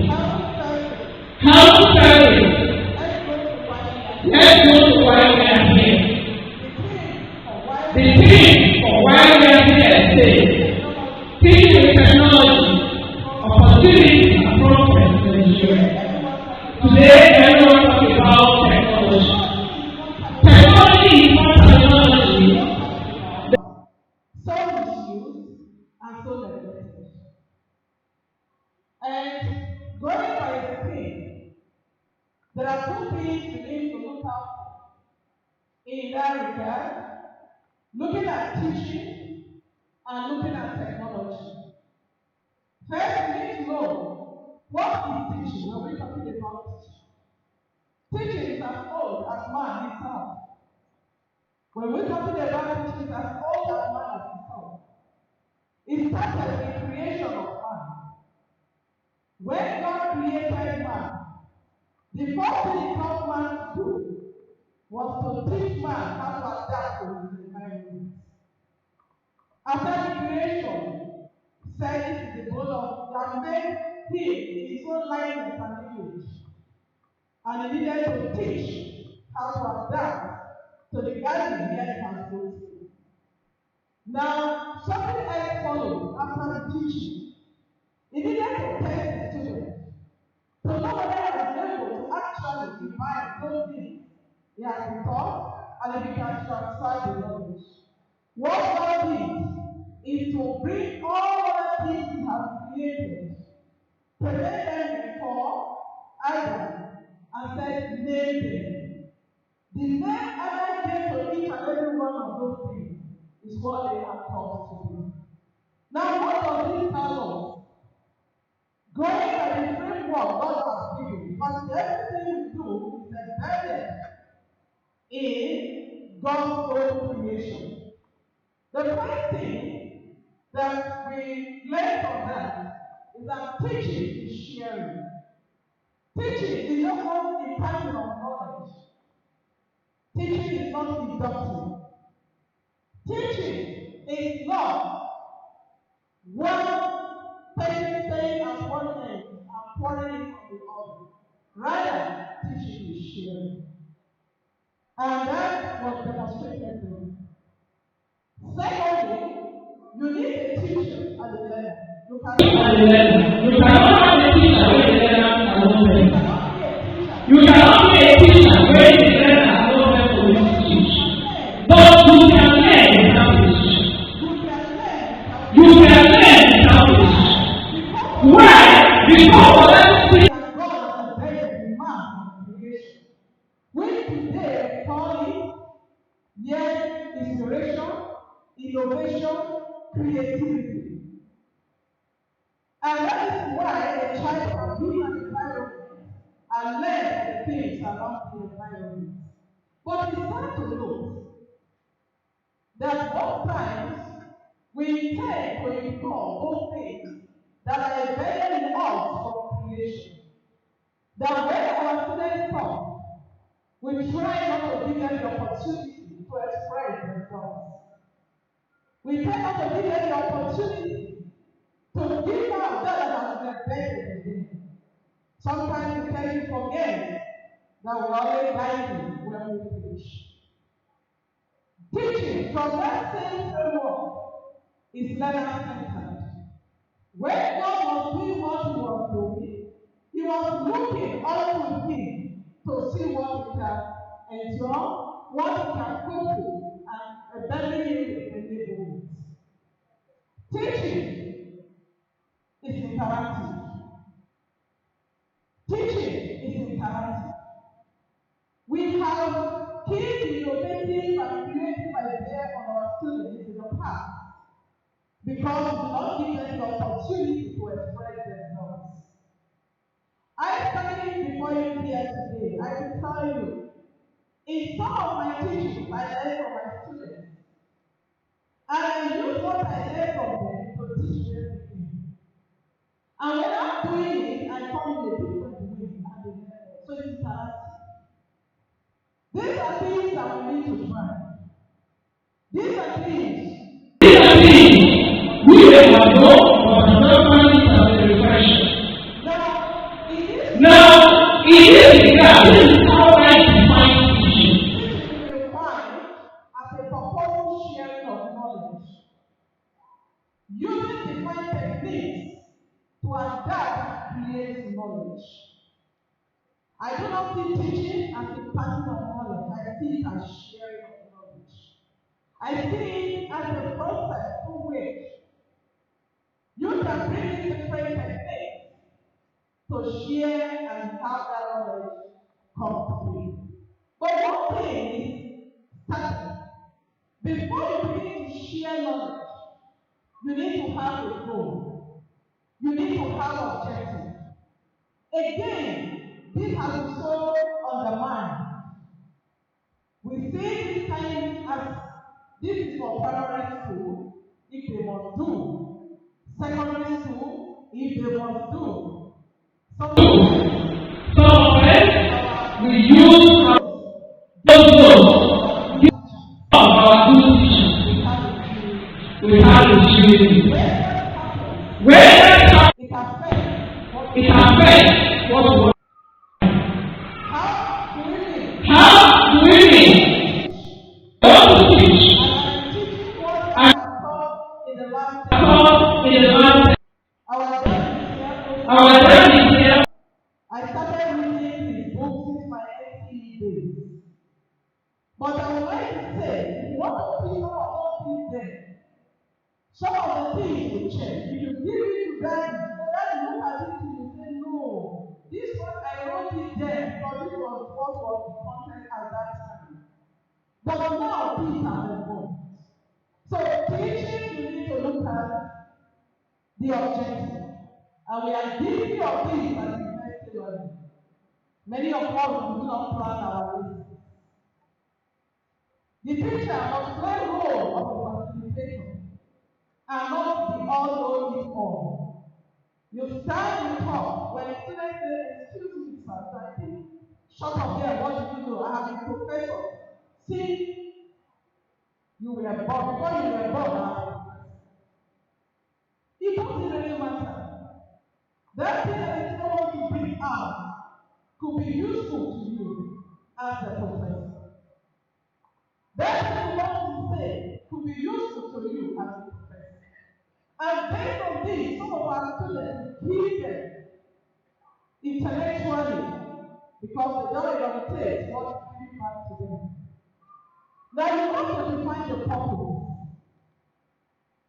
There will come to the knowledge. In the area of knowledge, we want to use technology. In Nigeria, technology has been accepted quite okay. But right here, we have not defined where, how, and when we want to use that technology. The knowledge we want to show. And again, this is from my little experience for the number of years I've spent in the university. We hide what we know. When you hide, then you will not be able to fly with technology. This knowledge, what do you do with it? The knowledge is to be reclassified. This is where we call for the curriculum planners. But it's sad to say, and I'm happy there is somebody, the organ of NYESOM is here. Please, sir, from the interaction I've had with primary school teachers, secondary school teachers, they lament over the curriculum. Because when you pass to them, they tell you they cannot implement it. They struggle it through. And when you now bring in technology, it works because it was not even planned along with the curriculum. The educational planners need to be involved in that planning because it's a teamwork. It's not one way. Everybody, the psychologists need to be involved in that planning to ensure that what we need to plan and what we want to bring up will actually bring it through. Now, in the light of the learning outcome, again, this is where we need to give attention to. We must use technology well. And again, we have different school of thought when it comes to learning outcome and learning objectives. There is a school of thought that says, learning objective is teacher-centered. Learning outcome is student-centered.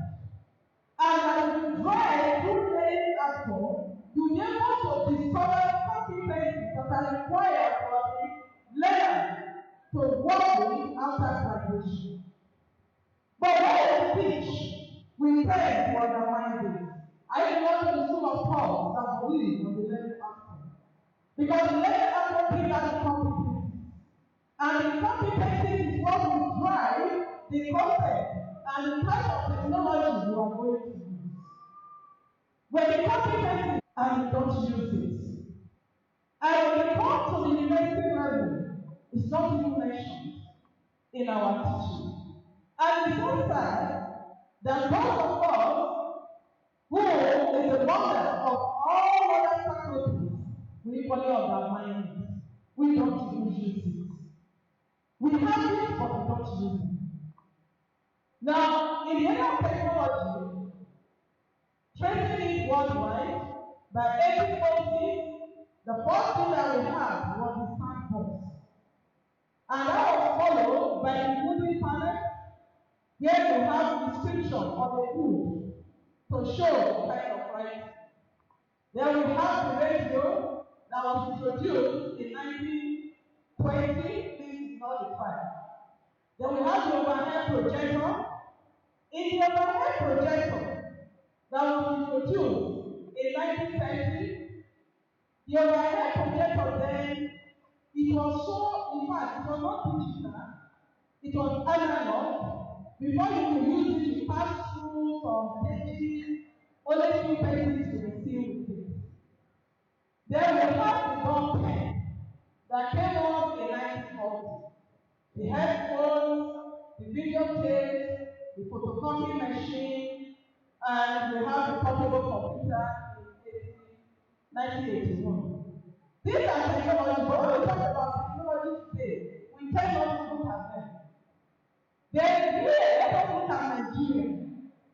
I tried to send two documents. I did my research, I did not find appropriate documentation of the technology that we use in Nigeria, how it operates all pieces here and there. But however, the board that was adopted was the sound. Up to today, I think in the Islamic religion, they are still using it, they still write on sound board. That was the call. And after that, we had this slate tablet. I used slate in my primary school. They would darken it with charcoal for you. Sometimes put a rope, you hang it to cry with your chalk in your head. You go to school. And when you get back to school, you have the box there, that is school, it's technology. It was technology that was used. And again, at that point in time, those that were graduated were used in exercise book, we call it 2D exercise book, 2B, 2A. If you are not good with the use of slate, you are graduated to use the exercise book. If you go to our primary school today, the slate is no more there. But go and pick the pencil given to them, it's as big as chalk. Why? Because they have discovered technologically that is where the child can master the handling of a pen, starting in big, instead of giving the child a tiny pen. Now we have the different boards that have evolved. And we equally global, there are still schools today, even as we speak here, that are still using their blackboard with charcoal on it. Here you have very few that are using flipboard and smartboard. I don't know if I can ask, this is interesting. I don't know if you are graduated to the use of smartboard and flipboards. Thank you, sir. And we come back here, we now look at the others. We have the typewriters. It is not sad when I learned that in this time and age, some schools, starting from NCE to university, they are still teaching their students in business education with typewriters.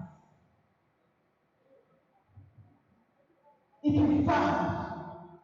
I don't know where we are training them to go. I don't know where we are preparing them to go. Now, we have the overhead projector, the analog that I mentioned, that some persons use it or some couldn't. But this is yet the new generation of what we are doing today starting. Where we have the teaching machine that is programmed. The program teaching machine. That machine was programmed to individualize instruction in such a way that as an individual you can learn at your pace. They built a cubicle that you stay in the cubicle and you learn, and instruction is individualized. And in doing this, we cannot forget the great psychology, DEDE. Because even the programming we are doing today, call it Pascal, call it whatever, they still have a train to be everything work. As a great psychologist, who train people on how they can adapt to their environment. And when we go to the blue technology that we go in there today, we know so well there are so many things we have to learn there to be able to get to the control from the low level to the high level. Now the first computer came in 1960s.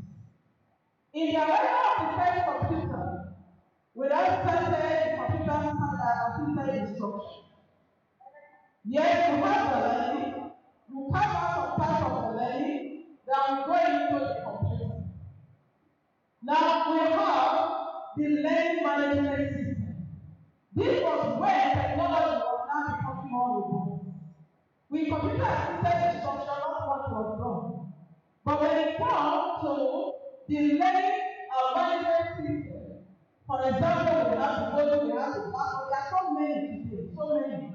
Some of them are proprietary, some of them are free. But even when you say free, you must pay for the host. And we have the mobile learning. Every one of us today carry mobile phone. Our students carry mobile phone. Then we have cloud computing. Now we have the artificial intelligence, Internet of Things, cyber security. This is where we are today. We cannot come out of it, but to work with the new technology and make sure that we are able to do it to conceptualize it in our own environment. Because today so much has been done with these things. Now there is a big question we need to ask concerning Nigeria. How are the technologies integrated? Who uses this technology? What level of understanding does the user have? So what extent has the technology been teaching and learning? Yes, we are all proud to say, I have this or that. Permit me to say this. I have visited some schools. Either the governor or from the federal government, they have shown anymore, release some money, the VC, so anymore, release some money to the various faculty. They put all these smart boards, computers, everything they are there, but they are not adequately utilized. They are not used where it ought to be used. I have a colleague who told me I have phobia for computing about 10 years ago. He said, I have phobia for computer. Up to today, there are people that still have phobia for computer. What we teach, how do we bring it up? As I am talking now, I'm very sure people are already searching the internet, and that's what our students do. The only respect our students are asking for us today is because they need to get the certificate, not what to teach them. Because as we are teaching, they are taking through the internet. But again, we ask ourselves, when they say the internet and found about 100 articles, 100 YouTube videos on that same topic, how many of us are Nigerians? We will get to that. Now, I go to the challenges we face. To answer these questions, we're going to look at the challenges, we're going to look at the opportunities and prospects of teaching technology, we're going to look at the curriculum, because the curriculum, all of them need to be redesigned. All of them need to be replanned. If we are really serious of using technology. Technology requirement, how do we manage it? To the extent of workload, we come in. The teaching, learning and assessment, and teacher development. For those that cannot use it, how much development are they doing?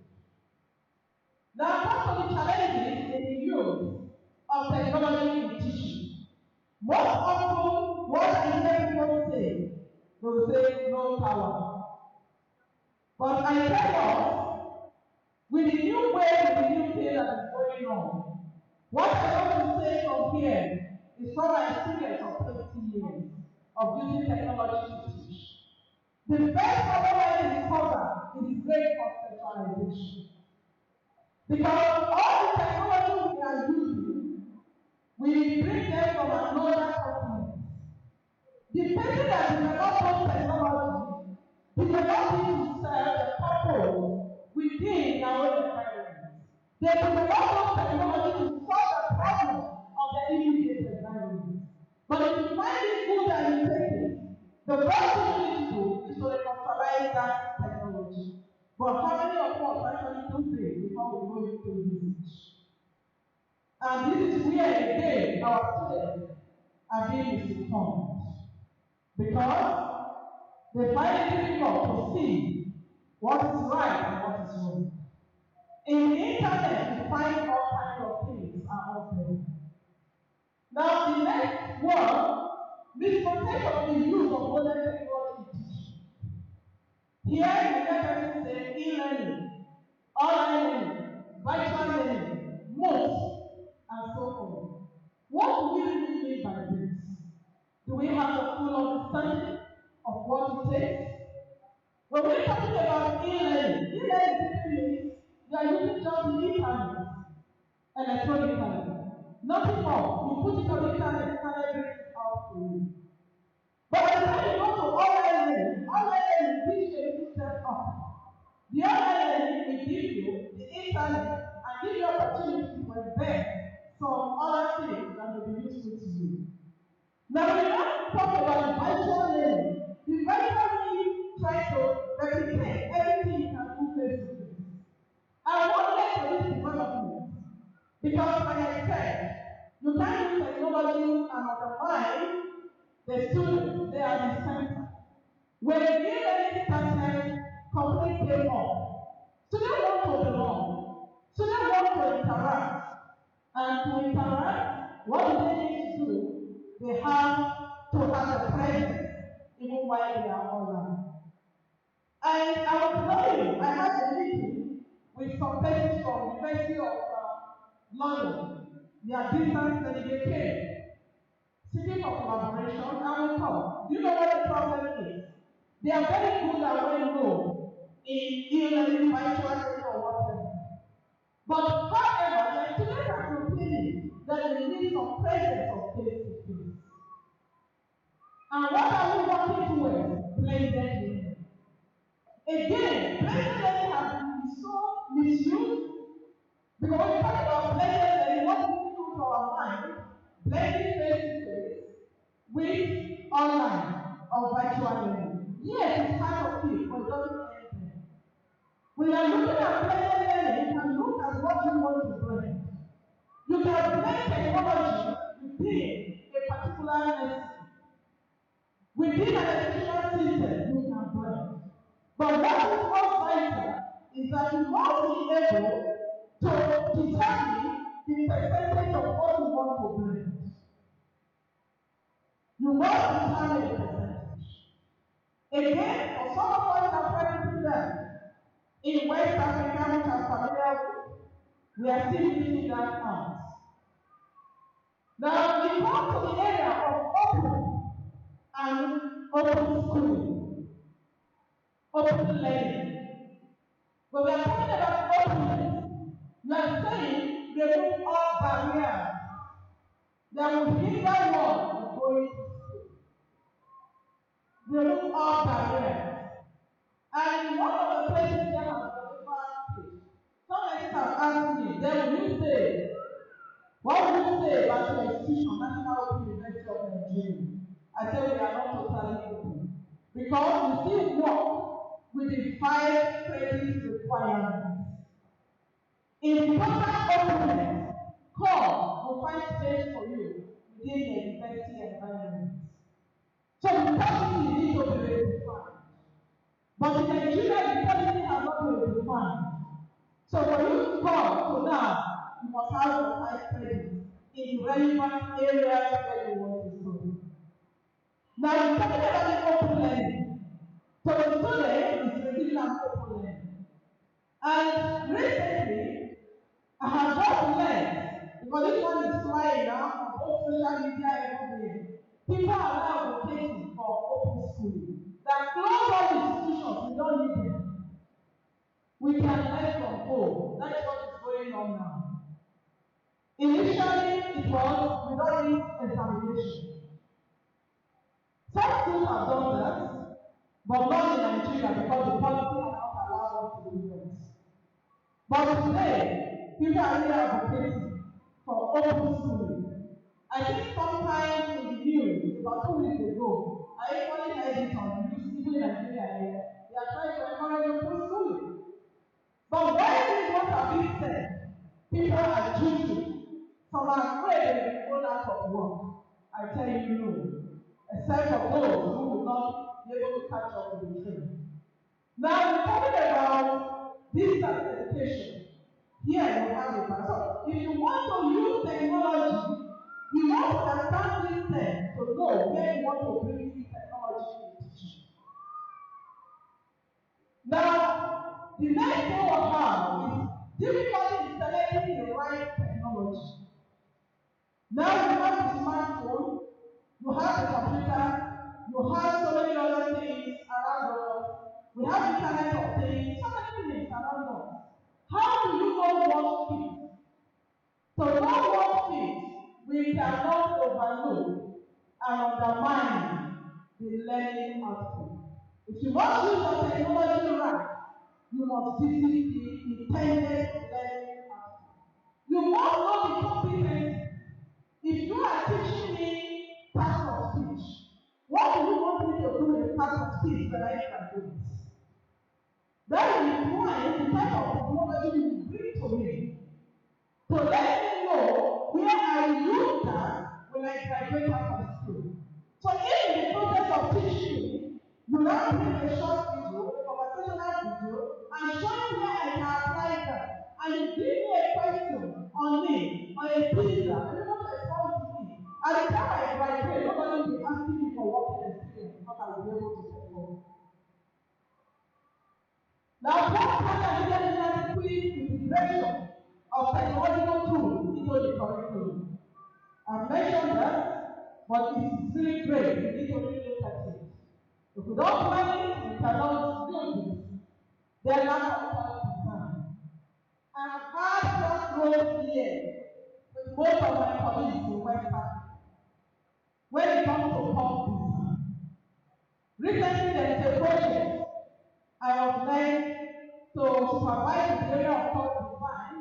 It's a World Bank project whereby staff will draw from all the universities, most of the universities in Nigeria. We started. This is what I've been teaching. This is the content. We go through it. You want to use technology. This is not what this is. I tell you, some of them want to be. They want to be coming for this workshop to write this thing. We thought we have finished. Some of you in education, we never knew you know something. But they're not from education. I think we know something. And this is what we should try. Because this is one area of misconception. When we talk about technology, we are looking for computer science. If you want to use technology in teaching, look at the pedagogy. It's the pedagogy that will drive you. It's the pedagogy that will determine the IT that you will bring in. Without the pedagogy, no technology teaching. Lecturer profession of government technology for teaching. We had somebody who received the university about 3 weeks ago. He came to say, how these people are saying now? You don't want to send us packing from teaching. I said, no, we want to refine you to teach. And what do we mean? When I started seeking the use of technology in my university, they told me, Juliet, think technology can solve all the problems. This your technology will not fly. But today, I am glad it's flying. And I'm glad that the perception is changing. Because some know it cannot work. If you say they are going to cheat with technology, also use technology to control it. And the question I normally pose to them, all of us keep money in the banks. And all the time we have one problem or the other coming up. How many of us have gone to the bank to withdraw money? To remove the money from bank? And what will the bank do? What they do is to ensure they bring up their security.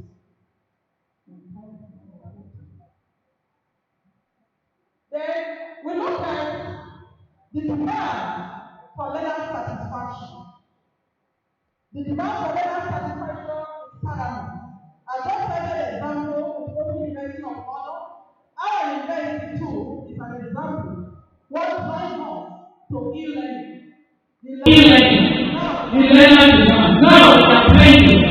Using that e-learning, bring all the training we are training with the online environment.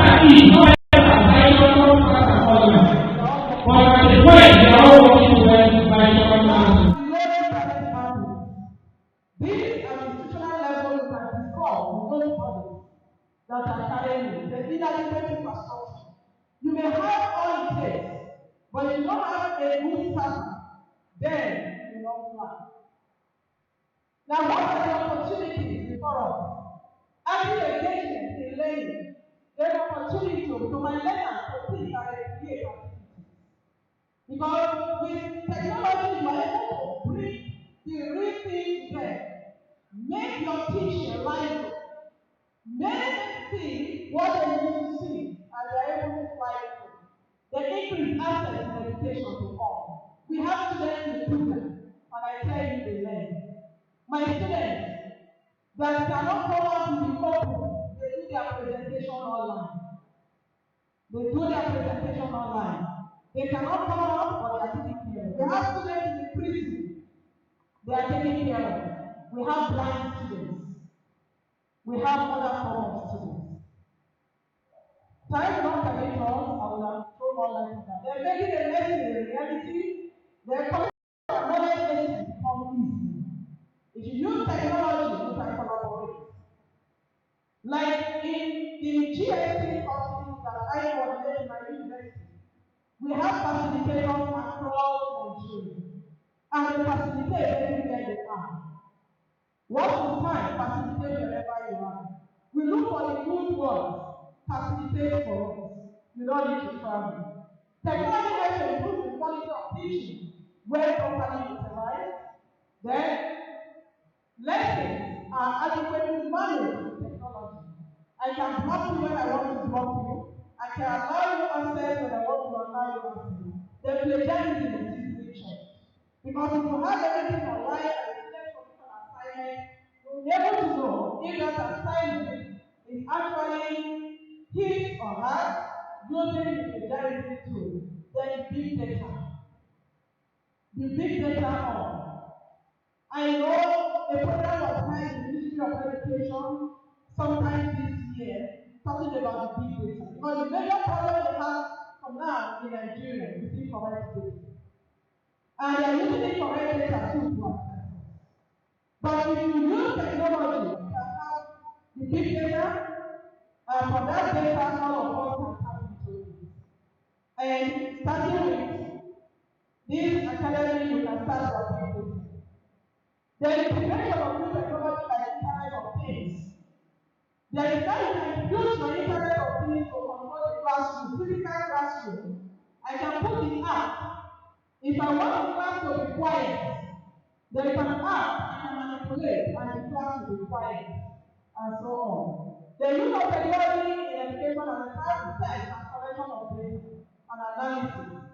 As a teacher, the use of computer helps me keep track of my activities. Now, what do we need for the process? Open schooling will become acceptable. Whether we like it or not, the way at which we are moving, if we continue that way, open schooling will be welcome. And who are those that will involve the open schooling, which you are, and those that will come after us. There will be a reduction in the number of students that will be in a closed school environment, which is already happening. Most of our students here, most of our youth, they are taking courses anywhere they can find it online. The blended learning will come and we have to take that. It is not only in distance education we use blending. In the face-to-face education, please let's go blending. Define the part that will be online, define the part that will be face-to-face, and it will help us a great deal. Especially in the science area, use virtual labs. Use virtual labs. And with virtual labs, the what students will dissect and see becomes real to the students. Now, we can really talk about increased access to tertiary education, especially in university environment, and you see a trend. If one university starts, you see movement. One will having a higher enrollment than the other. There is still using high-level technology across high enrollment across the globe. Teachers who lack technology, skills in teaching are likely to be rendered important. So it is time we give, and this is what I advocate. If you must learn technology, if you must work on with technology, Let's look at the teaching architecture. Is it 10 minutes already? Let's look at the teaching architecture. I don't know if you have it. This is the teaching architecture that we're going to have. Please let me go to my recommendation, and I wanted to show you samples of what e-learning, virtual learning means. I have some examples I wanted to play to everyone. Now here, I said, let's organize workshops. For those of them, please let us encourage multidisciplinary research. If we are saying we need to have our home-based apps, the home-based app cannot come if you are working alone. It's not possible. Google is doing this. Google is meeting some of us to tap this knowledge, and they are developing apps for us here in Nigeria. And this we can do if we work together. The Nigerian Academy of Education to organize that mission. Such awards, I want to appeal to us. Let's not hesitate to start on this academy. We have great professors here. Please let us come and have our virtual class. And virtually, you will be there all the time. And sir, that book that I read on transformation, I don't know if you have digitalized. If you have it, sir, please let's do it. Because we'll be there. We want to see you speak to it, and it will be there for life. Again, let this body come up with books. Massive open online course. This body can organize it, and a lot of people come into it 1 week, 2 weeks. They go through it online, and they are done. And what are we trying to do? Going by what the president said in her opening remarks, that is to build quality in the Nigerian educational system. And this is one way we can really do that. And lastly on this recommendation, some of us, what have been learned for us, we hear about high impact journals. These high impact journals, you go online, you see them there. And the papers that are going into high impact journals are papers they find useful to their own environment. So I'm appealing that we can make our journal here to be high impact. Let's look at our own environment. Because it is only the online presence that can speak for us.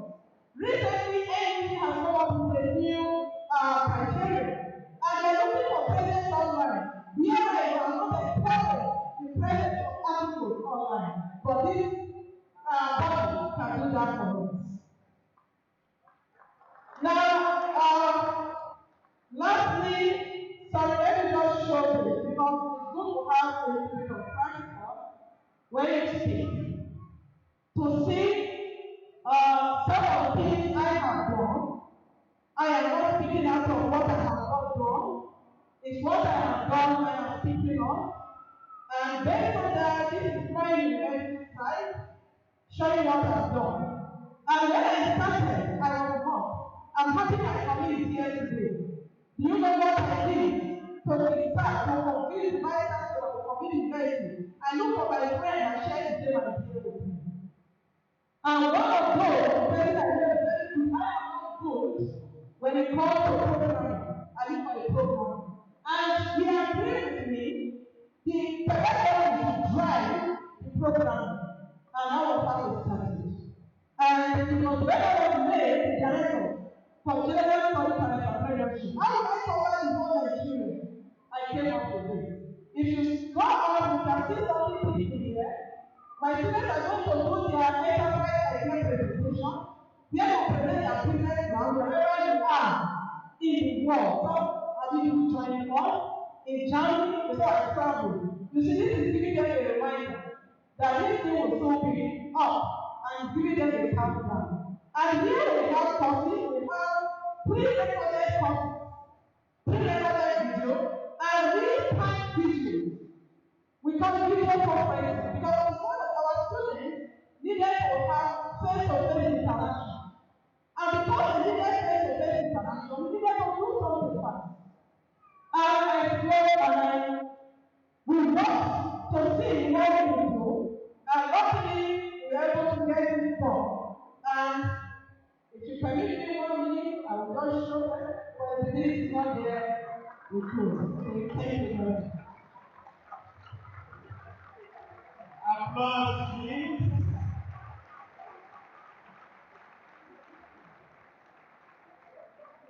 Thank you, and thank you so very much, our keynote speaker. Another round of applause.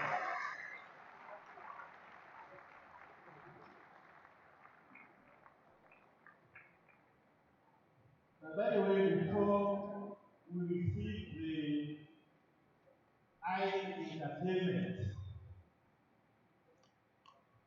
it isn't the Department of Theatre Arts that would entertain us. It is the Institute of Arts and Culture of the University of Ogawa, and we will replace that error in the program. Very soon, the Institute of Arts and Culture would come to perform, and we sincerely appreciate the fact that Our Excellency and all our schedules are very, very tight. The Vice Chancellor and the University Management, we most sincerely thank you for your time. All our distinguished guests, ladies and gentlemen, we appreciate you all for your patience, but we will not keep you longer than necessary. Very soon, we will be out of here. But there are a few things we must do before you go, and that includes giving honor to whom honor is due, as we have introduced. On our program, we would have taken a quick break before we get into that stage. But I'm afraid the pressure for time is too much, and we can't afford the luxury of break now. So we will take a few on the first set of the awards, the fellowships, then we can continue with the other bits as I confirm with my president.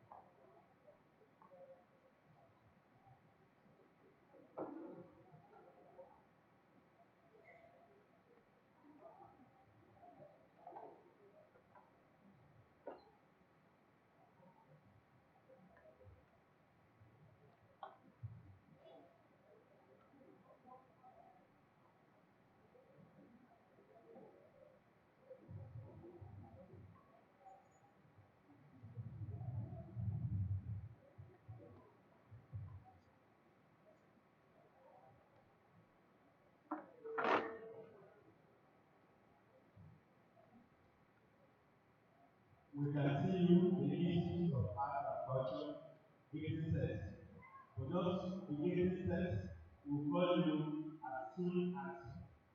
the time is come. Hold on to that. As I call one of our members, and indeed the host, the chairman, local organizing committee, to present who is most deserving of our honorary fellowship this afternoon. Professor, for this great please.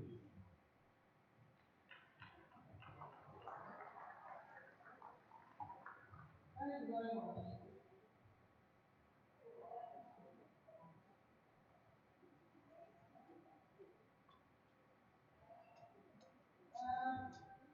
So far, this is the main result. Part of the main result. The first on our list for honorary fellowship of this great organization is His Excellency, NYESOM, COM, CSRS, COS Africa, founder of the global school. Earlier, represented by a great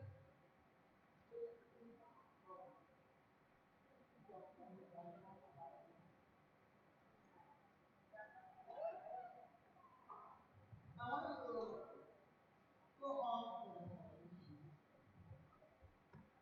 Brief program of excellence, NYESOM,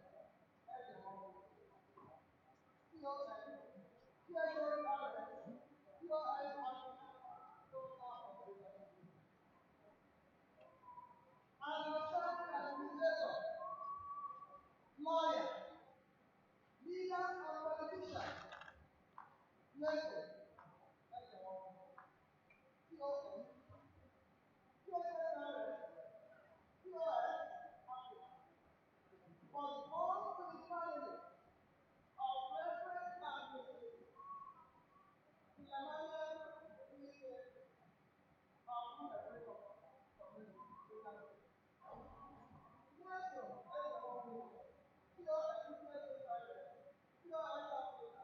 holds degrees in political and administrative studies as well as law.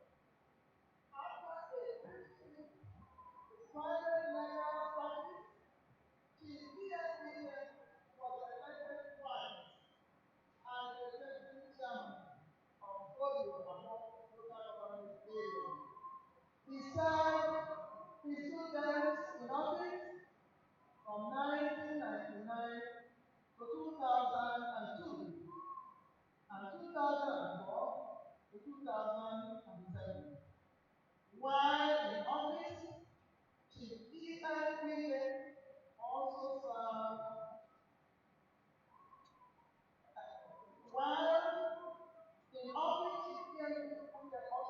as president, Association of Local Governments of Nigeria, ALGON, in 2004, and was later elected the president of ALGON. He also represented Africa as a member of the executive committee of the Commonwealth Local Government Forum. Mr. WIKE distinguished himself as the best performing local government council chairman in the Rivers State.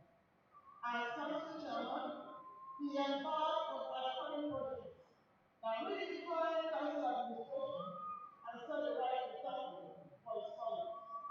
As ALGON national president, Dr. WIKE played a pioneering role in national security and primary healthcare, leading all councils to commit themselves to high-level grassroots development across the country.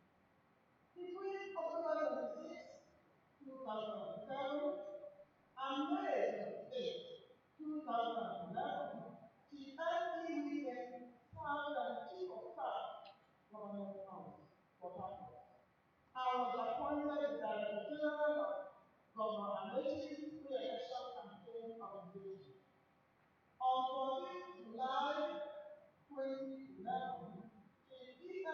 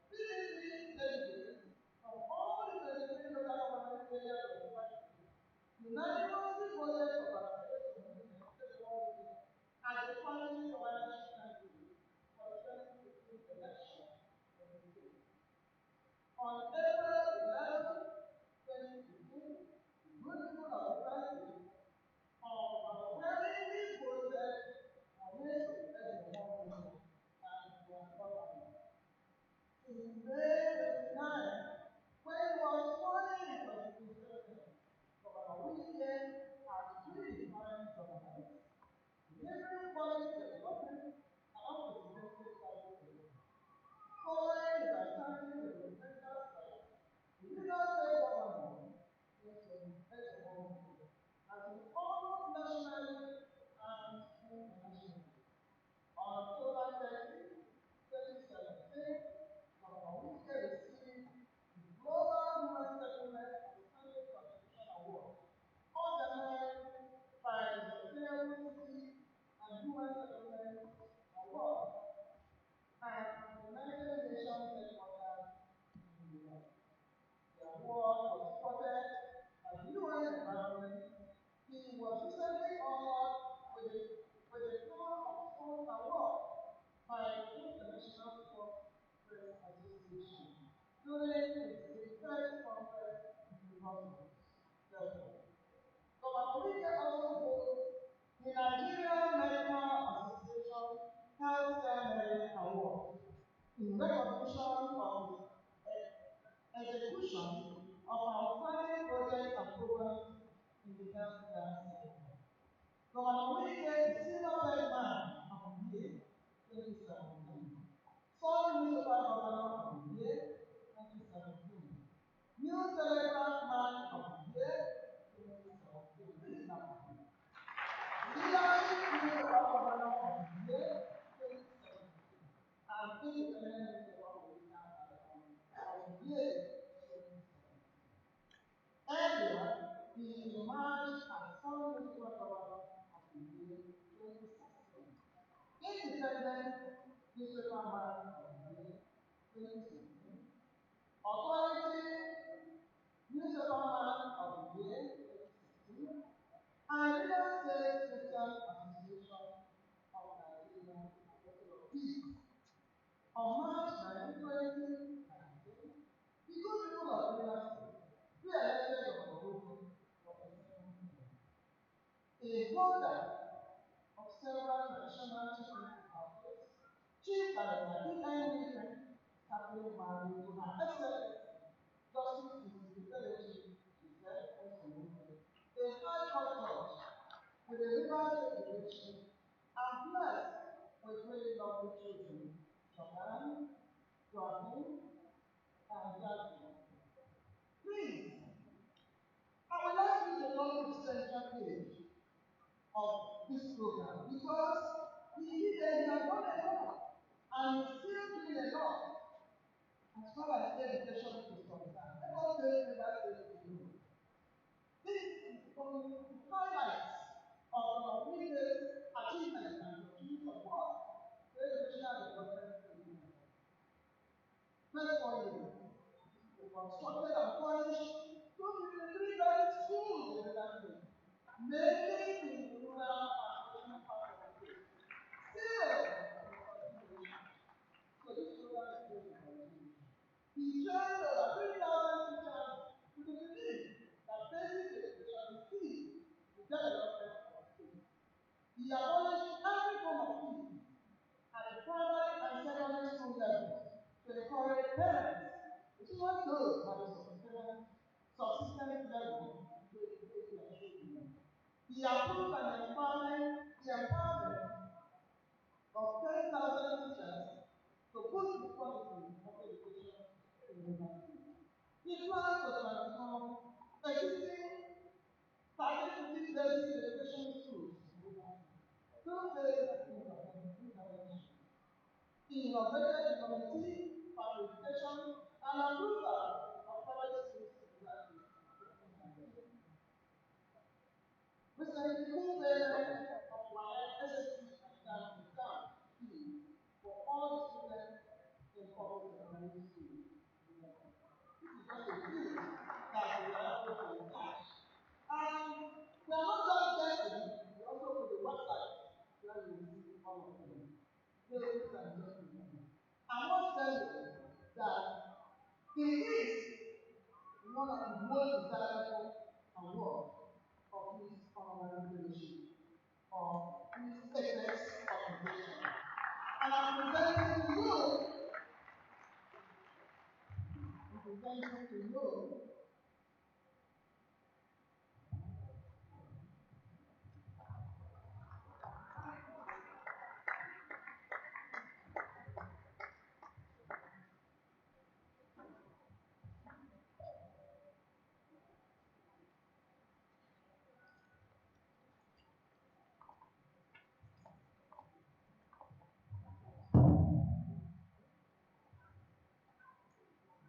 I present to you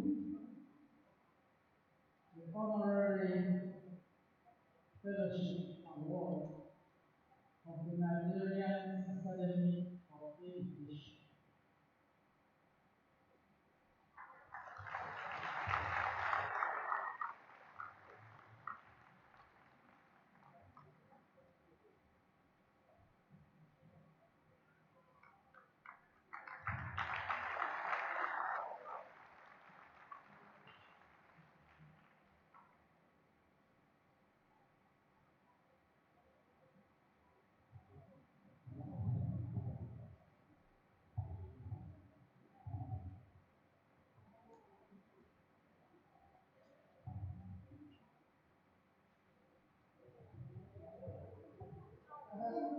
We are very able chairman this wonderful occasion, distinguished ladies and gentlemen.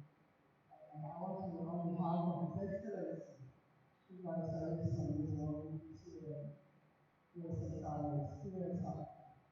sincerely thank the Nigerian Academy of Education for finding me worthy of this great honor as he was already stated in his speech.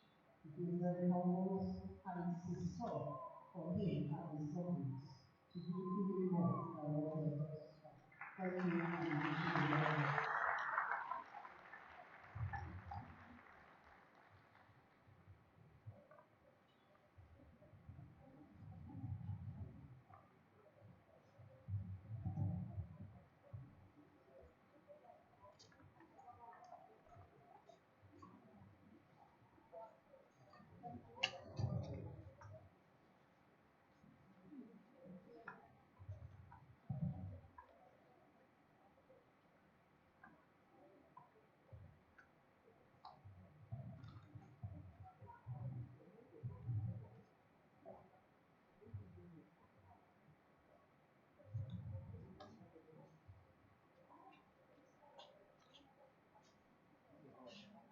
Hello.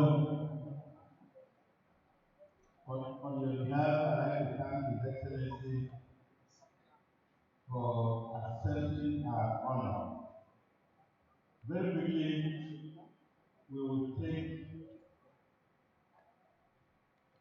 Dame Dr. Christine Todd, FNIN JP, for honorary fellowship of the Academy.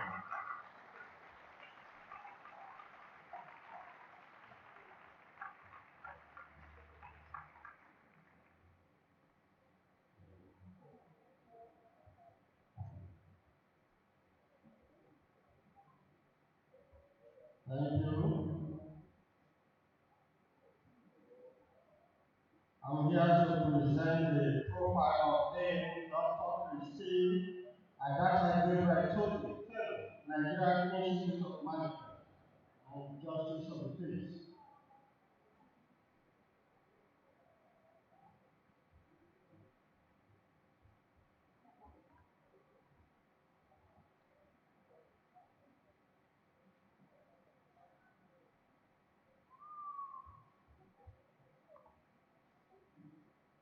Talk about education, mentoring and management. Then Dr. Christian Agata Fellow, Nigerian Institute of Management, ready to come to mind. Managing Director and Chief Executive Officer of the Agrarian Education Center, a group of 6 schools Dr. Toby has made and continues to make a remarkable impact in the lives of the female population in Nigeria. Dr. Toby is a dedicated teacher and a distinguished school administrator. In recognition of outstanding performances in setting high academic and moral standards in every school she has headed, she was awarded Principal Emeritus of both Nigerian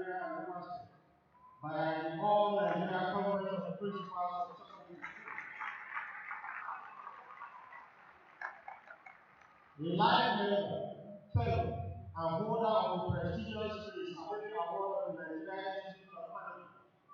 Dr. Toby began her career as a teacher and rose to become principal in one of the foremost best schools in the world.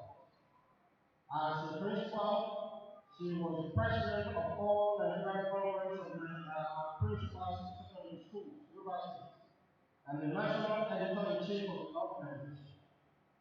She voluntarily retired as a director in the River State Civil Service, but was immediately appointed as sole administrator to revive the state-owned Delta Hotels Limited, a chain of 14 River State government-owned hotels and guest houses.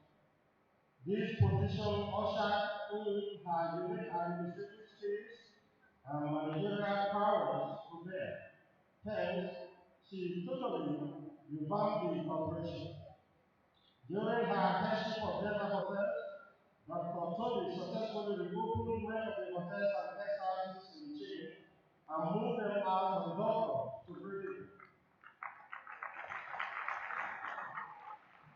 As an astute administrator, she earnestly worked tirelessly and courageously to put the systems in place to enhance efficiency and seamless workflow within the organization, thus leading to a significant improvement in the bottom line.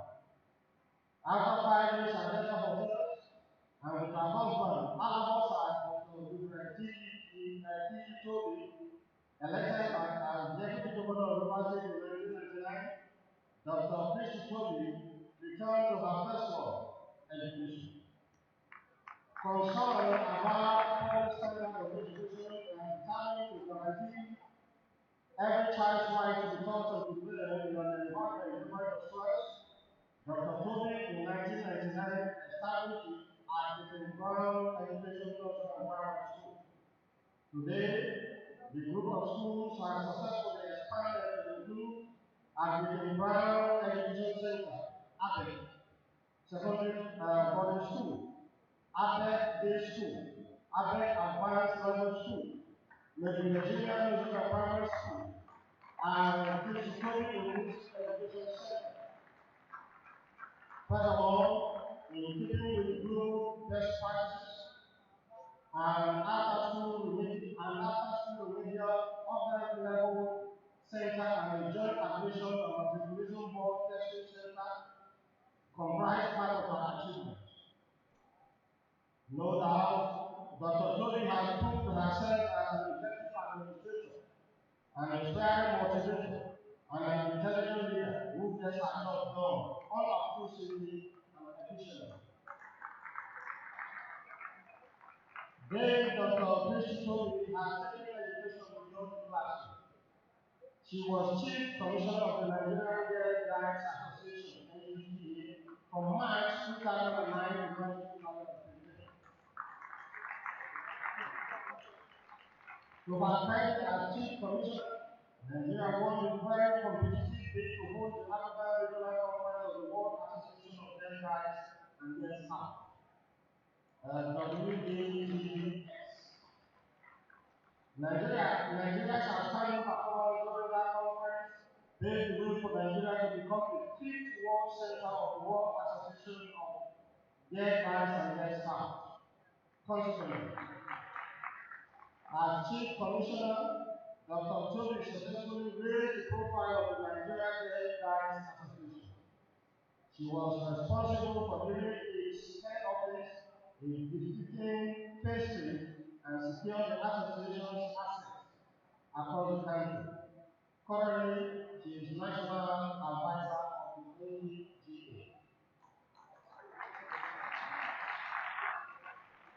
Besides being the fellow of the Nigerian Institute of Management, Dr. Toby is also the fellow of the Nigerian Association of Special Education Teachers and the winner of the Nigerian Institute of Management President's Excellence Award.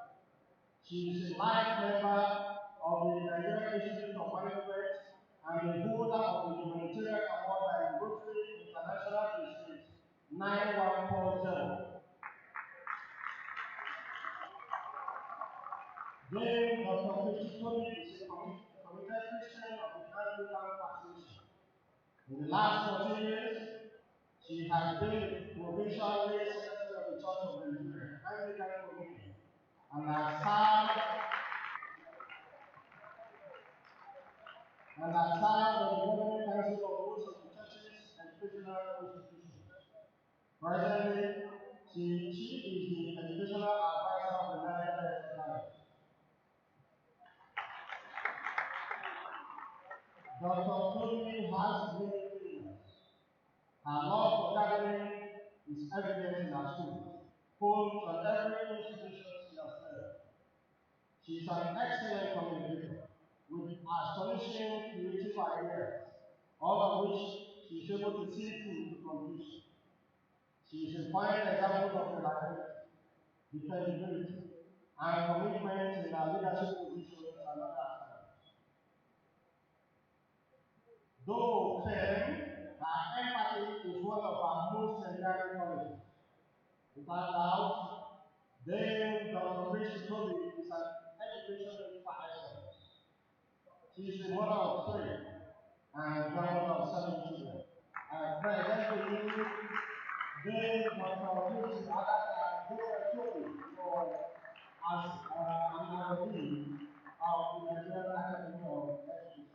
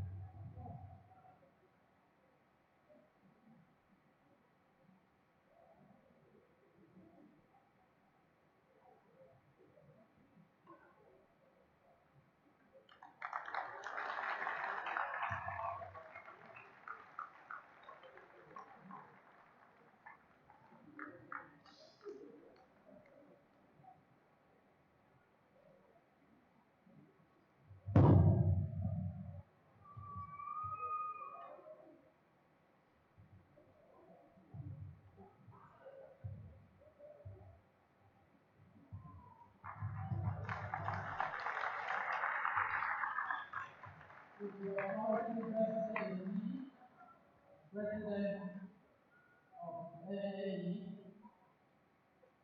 I award to you the honorary fellowship of the Nigerian Academy of Education.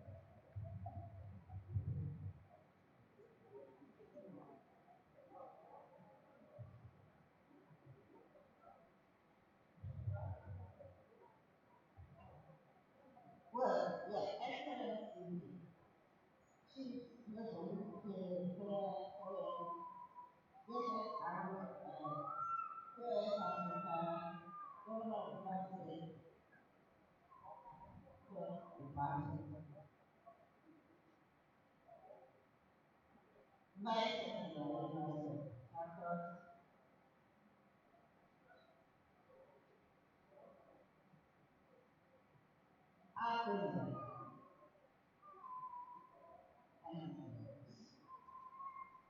I now stand on the listening protocol. It is a right to me to be here today to get this award. I thank God Almighty that sustained me to stay here till now to receive this award. It's because we want to make sure that education, that the pivot of everything is done right, like we studied to the Brown Vision 10. We have had this for the first couple of years. If you look here, I see a little boy, young man here, time. We now have to start to show this inclusive education to the and inclusive school. So far, the only inclusive school in Nigeria. There are schools for the deaf and dumb, there are schools for the blind, or the don't have, and inclusive school where regular children attend with challenge children.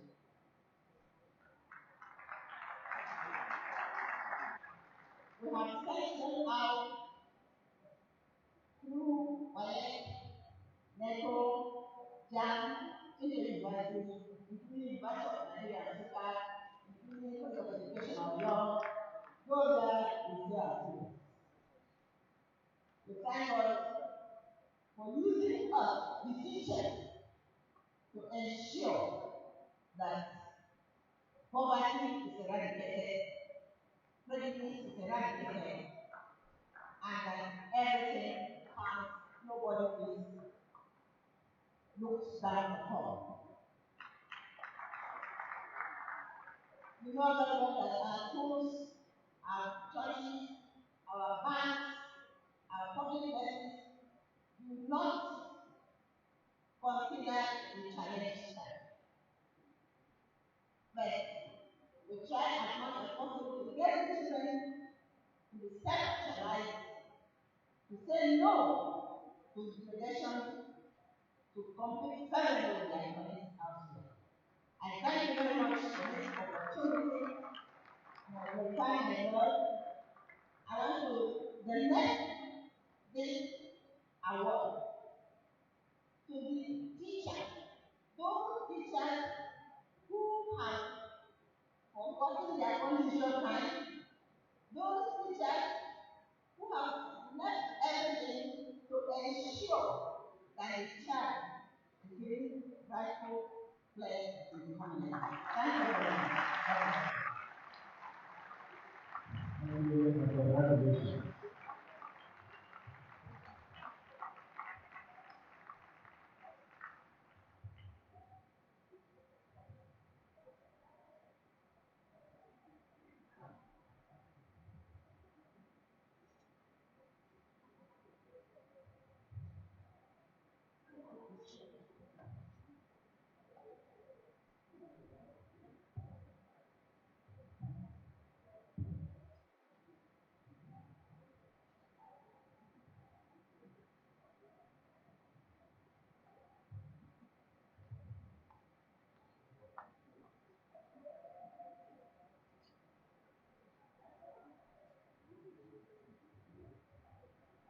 When we do these concluding formalities, we'll be getting our fellows ready.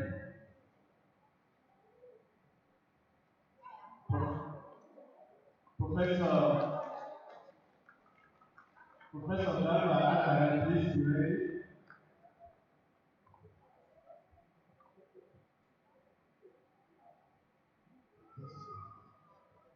And Professor Salim Ullah, please come up and present Professor Akare.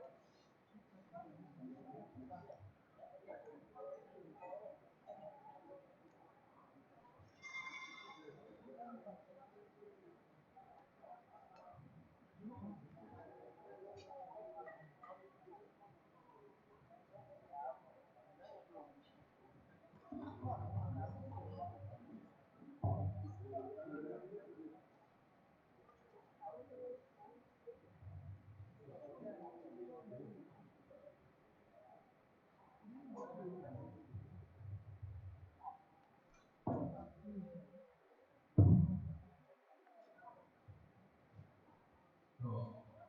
I stand on the established protocol. If you can hear, I think I'll be very brief. Professor Garba Azari, the current Director General of the and Chief Executive of the National Teachers Institute, Kaduna, born in Azari, Katamu Emirate of Bauchi State, 1951. Professor of Education Administration Policy Studies has made outstanding contributions towards teacher education and teacher development in Nigeria. He started his academic career as graduate assistant in 1978, Department of Education, and rose to the rank of professor in 1995. He served by university for over 50 years. Professor Azari earned the following qualifications: as postdoctoral, doctor of philosophy, master of administration and education, bachelor of arts in education, work experience from education officer. Professor Azari is a real professional teacher. He started with his grade 2 up to taught in the primary school, in the teacher's college, to the university. So he's a truly dedicated professional teacher from pre-early education to the tertiary. He's among the few that after graduation, started teaching at the university from graduate assistant up to the university without leaving the university. I think if there are only three of us, we are all classmates. I think the other one is here. Professor Ismail today, we are all classmates. When we graduated, we started teaching the university and we are still in the university today. Professor Azari served in all aspects of education development in Nigeria, from basic education to WIKE.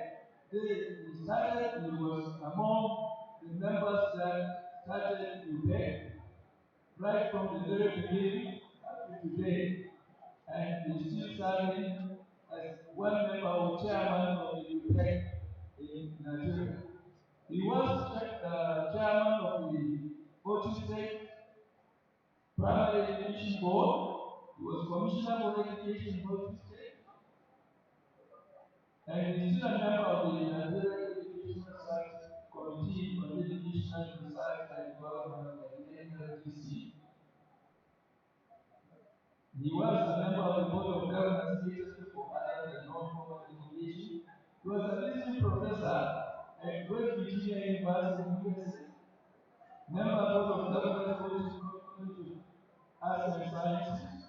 All this, he was deputy vice chancellor at the university, member of council not once, not twice, head of education, dean of education, chairman of the PUK Senior Staff School,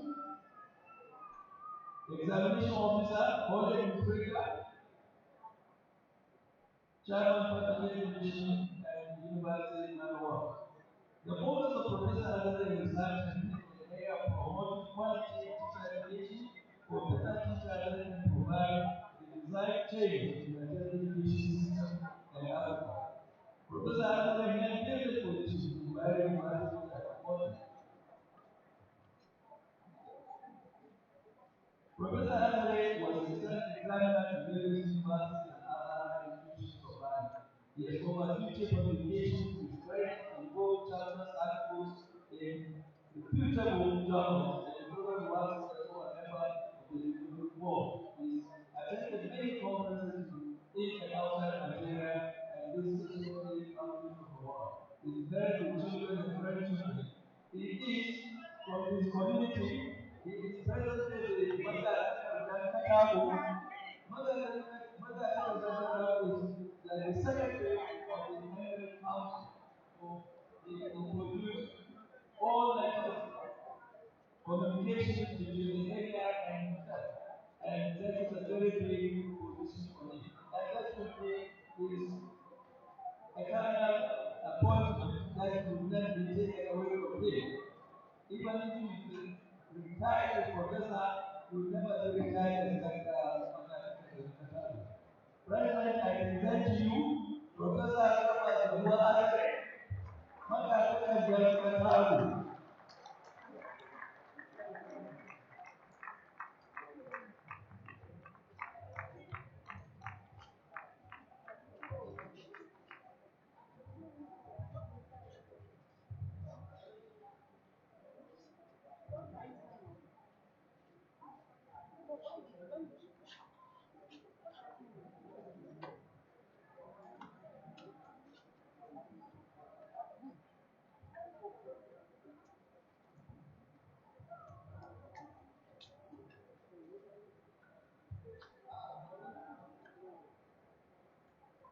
with the authority invested in the president of the Nigerian Academy of Education, I confer on you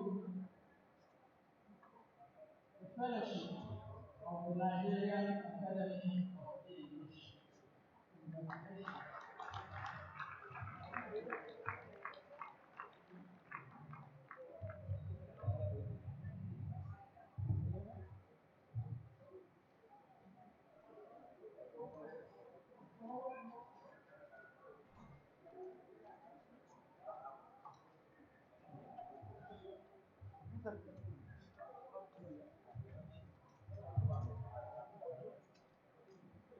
Yes.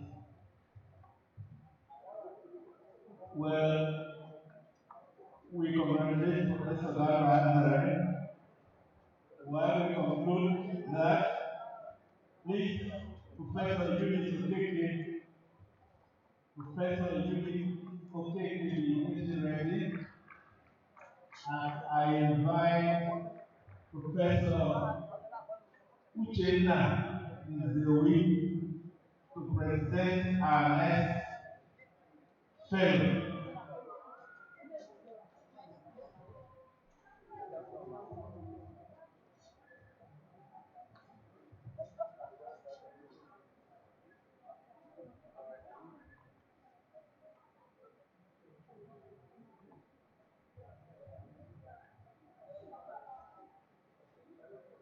Professor Nzewi, please.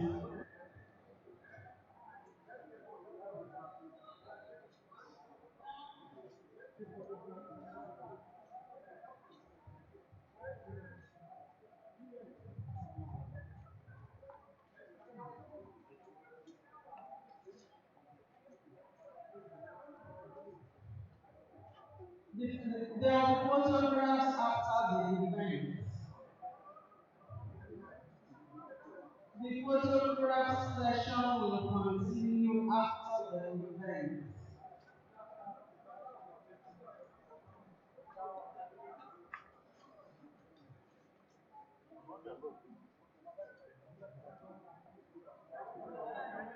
Thank you very much.